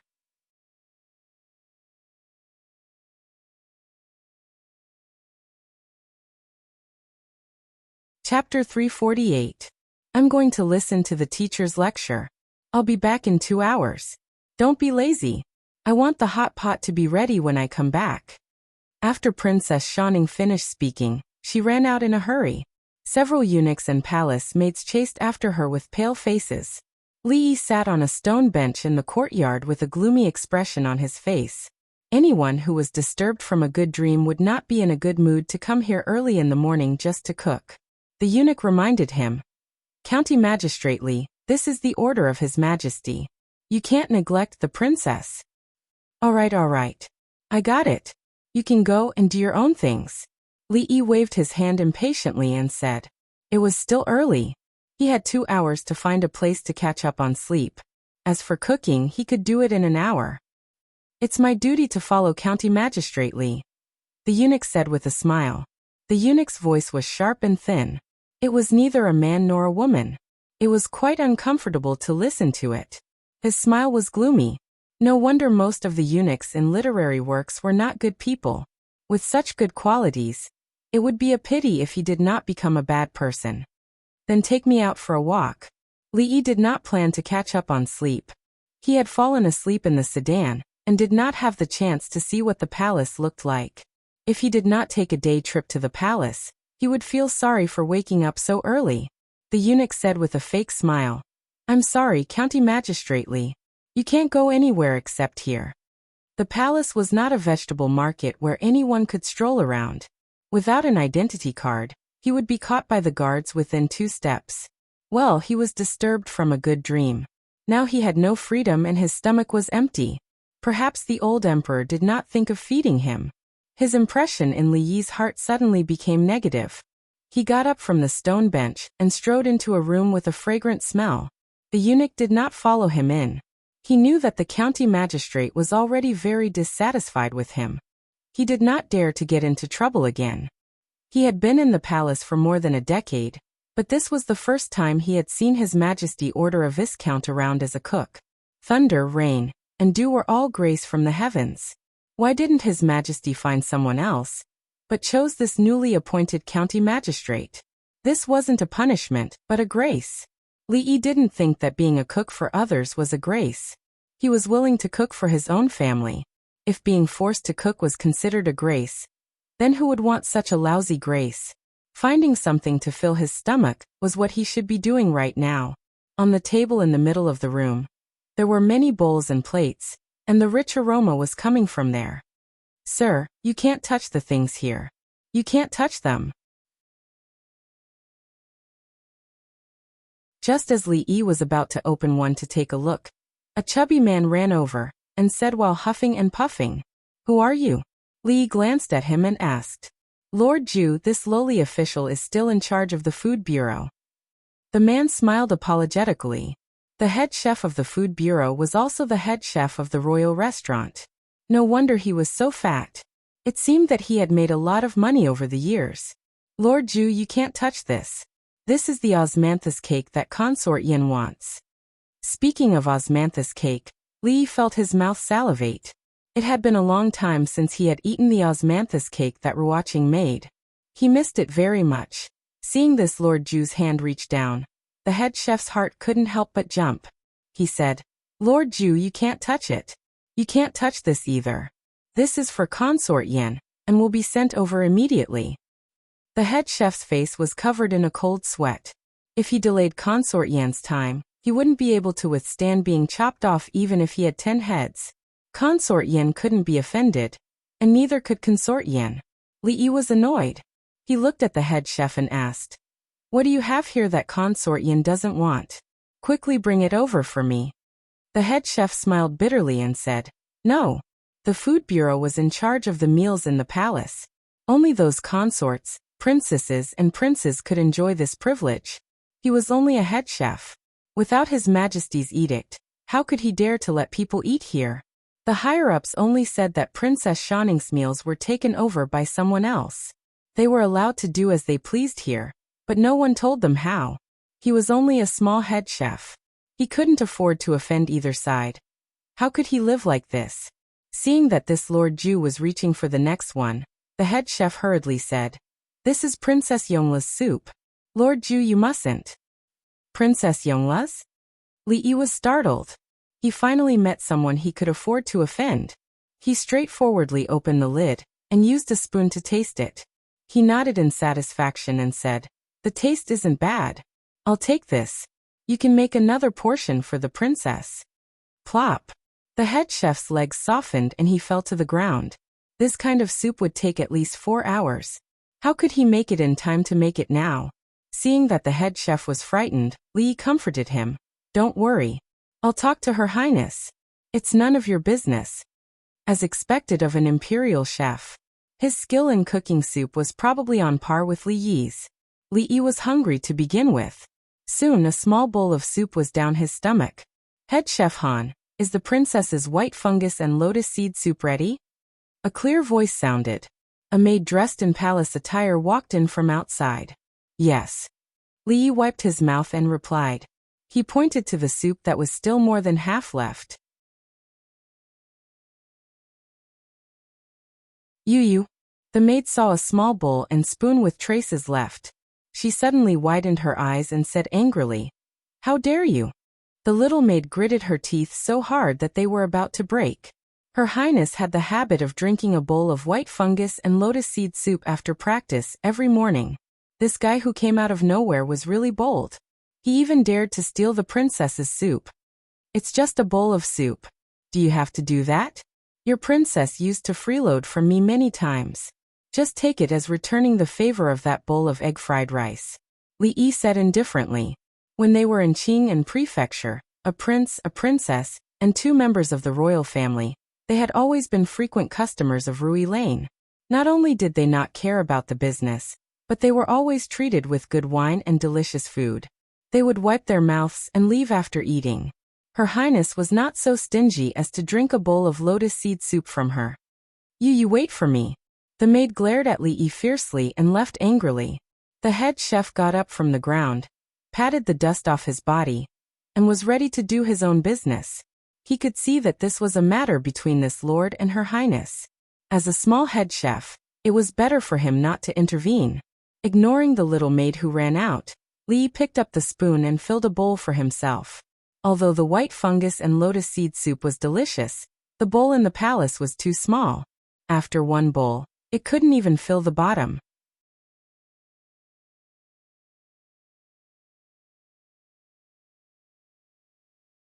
Chapter 349. Clang.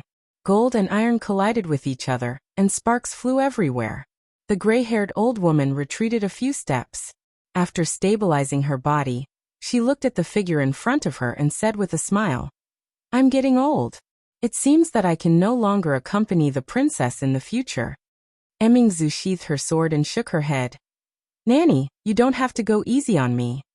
The old woman shook her head with a smile and said, "Her Highness is talented and diligent in practicing. You are advancing at a rapid pace. This old woman is really no match for you." The old woman looked at the tall and obviously grown-up girl in front of her and couldn't help but sigh. 10 years had passed in a flash. The little princess who could only grit her teeth and use non-standard moves was now able to stand on her own. Even the old woman was no match for her. Princess, the white fungus and lotus seed soup has been stolen." The little palace maid ran all the way and said while panting, "Slow down, what happened?" Emingzu walked over and said softly, Just now I went to the food bureau to get the white fungus and lotus seed soup, but when I got there, the soup had already been drunk. The little palace maid covered her chest and said angrily, "Who did it?" The old woman came over and asked. It was not uncommon for the imperial harem to fight and scheme against each other, but it had never involved the princess. This was the first time such a thing had happened. The little palace maid shook her head and said, "I don't know his identity, but he said that it was the princess's way of returning the favor for the bowl of egg fried rice." Egg fried rice? Emingzu was stunned for a moment, then she smiled and said, "Okay, I got it. You can go now." The little palace maid nodded and watched the princess go out of the hall. When she walked towards the direction of the food bureau, a smile appeared on her face. That rude guy will definitely taste the bitterness. So bitter. After biting a lotus seed, Li Yi frowned. The chefs in the imperial palace were also careless. It was obvious that he forgot to remove the core of the lotus seed he just swallowed. "Why are you here?" A voice came from behind. Li Yi turned around, raised the bowl in his hand and gestured to her. "Do you want a bowl? It's my treat." The eunuchs in the courtyard immediately hid far away. They seemed to understand why His Majesty treated Li Xianzi differently. There were many viscounts in the capital, but he was the only one who dared to speak to the princess like this. "I only found out about Father's decision yesterday. I was going to tell you in advance, but Father sent someone to pass the decree last night. Thinking about it, it doesn't make much difference." Emingzu looked at him and said, "I will talk to Imperial Father about the Shangshi Bureau. Don't take Shanning's nonsense to heart." "Forget it." Li Yi waved his hand. In fact, he felt more relaxed this way. Cooking a few dishes and making a hot pot were much better than doing other errands. Compared with the 3 provinces and 6 ministries, or the front line of the army, Li Yi felt that this place was more suitable for him. At least, the soup of the Shangshi Bureau was better. Li Mingzhu looked at the way he was concentrating on drinking the soup, and her heart was slightly at ease. She had originally thought that he would be dissatisfied with being forced to stay in Jing by her imperial father, but now it seemed that he didn't seem to have any resistance towards it. For some reason, after drinking 2 bowls of soup, not only did he not feel full, he felt even hungrier. "I'm going to make some egg fried rice. Do you want some?"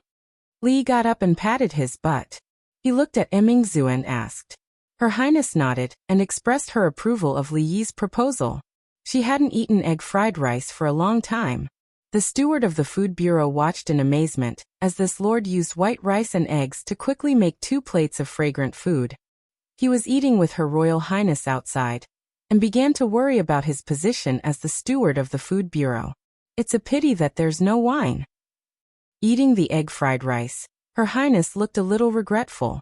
Since ancient times, Li Yi had only known one person who ate egg fried rice with wine. "There's no wine in the palace?" Li Yi asked. Then he realized that she was talking about the liquor from Rui Distillery. There might be no shortage of good wine in the palace, but based on the current technology, it couldn't reach the level of distillation and purification. Speaking of liquor, Li Yi realized that in today's world, the only liquor production workshop was in Qing and Prefecture. Although there were other places, they were all from Qing and Prefecture. Naturally, the price was much higher. The capital was obviously an undeveloped treasure land. If a few liquor workshops could be opened here, it would undoubtedly be building a home on a golden mountain. Moreover, the distance between the capital and Qing and Prefecture was so far that it wouldn't affect each other's business. Not only that, Rui Du, perfume, and soap could all be used as a way to make a fortune. There were many more local tycoons in the capital than in Qing and Prefecture. How could they be afraid of not being able to support a family? To do business in this kind of place, the first thing to do was not to open a shop or build a workshop, but to curry favor. The capital was not like Qing and Prefecture. There were nobles everywhere. A small viscount was nothing. There were at least 80 if not 100 in the capital. If one of them became jealous, Li Yi wouldn't be able to handle it.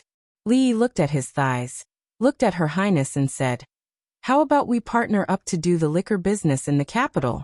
At that time, you can drink whenever you want and as much as you want."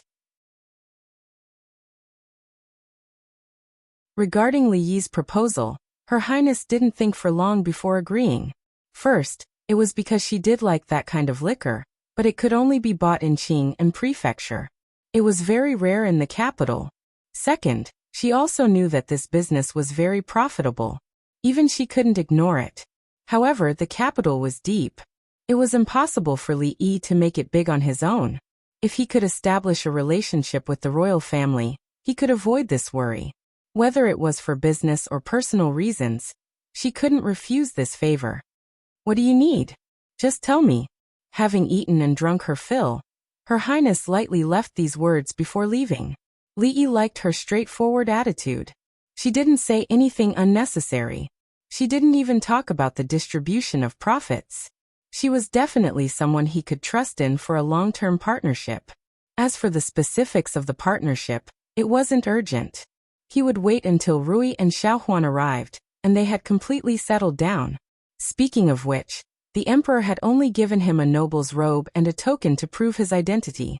Fiefdom, maids, servants, and a large mansion. Weren't these all standard requirements? Why hadn't he mentioned them? Hey, little princess, why are you here? Where are the palace maids? Interrupted by the manager's words, Li Yi turned his head and saw a girl about 6 or 7 years old standing in the courtyard. She was dressed in palace attire. The little girl's attire was clearly not ordinary. She held a doll in her arms. It had a baby face and a blank expression. Her eyes were big, clear, and bright, but there was no spirit in them. She didn't speak and stared straight into the room. Little princess, it's not time to eat yet. If you want to eat anything, just let me know. I'll send someone to bring it to you. The emperor was very strict with these little princesses and princes. There was even a fixed time for meals. The manager didn't dare to break the rules. Hearing the manager's words, the little girl didn't say a word. She turned and walked out with the doll in her arms.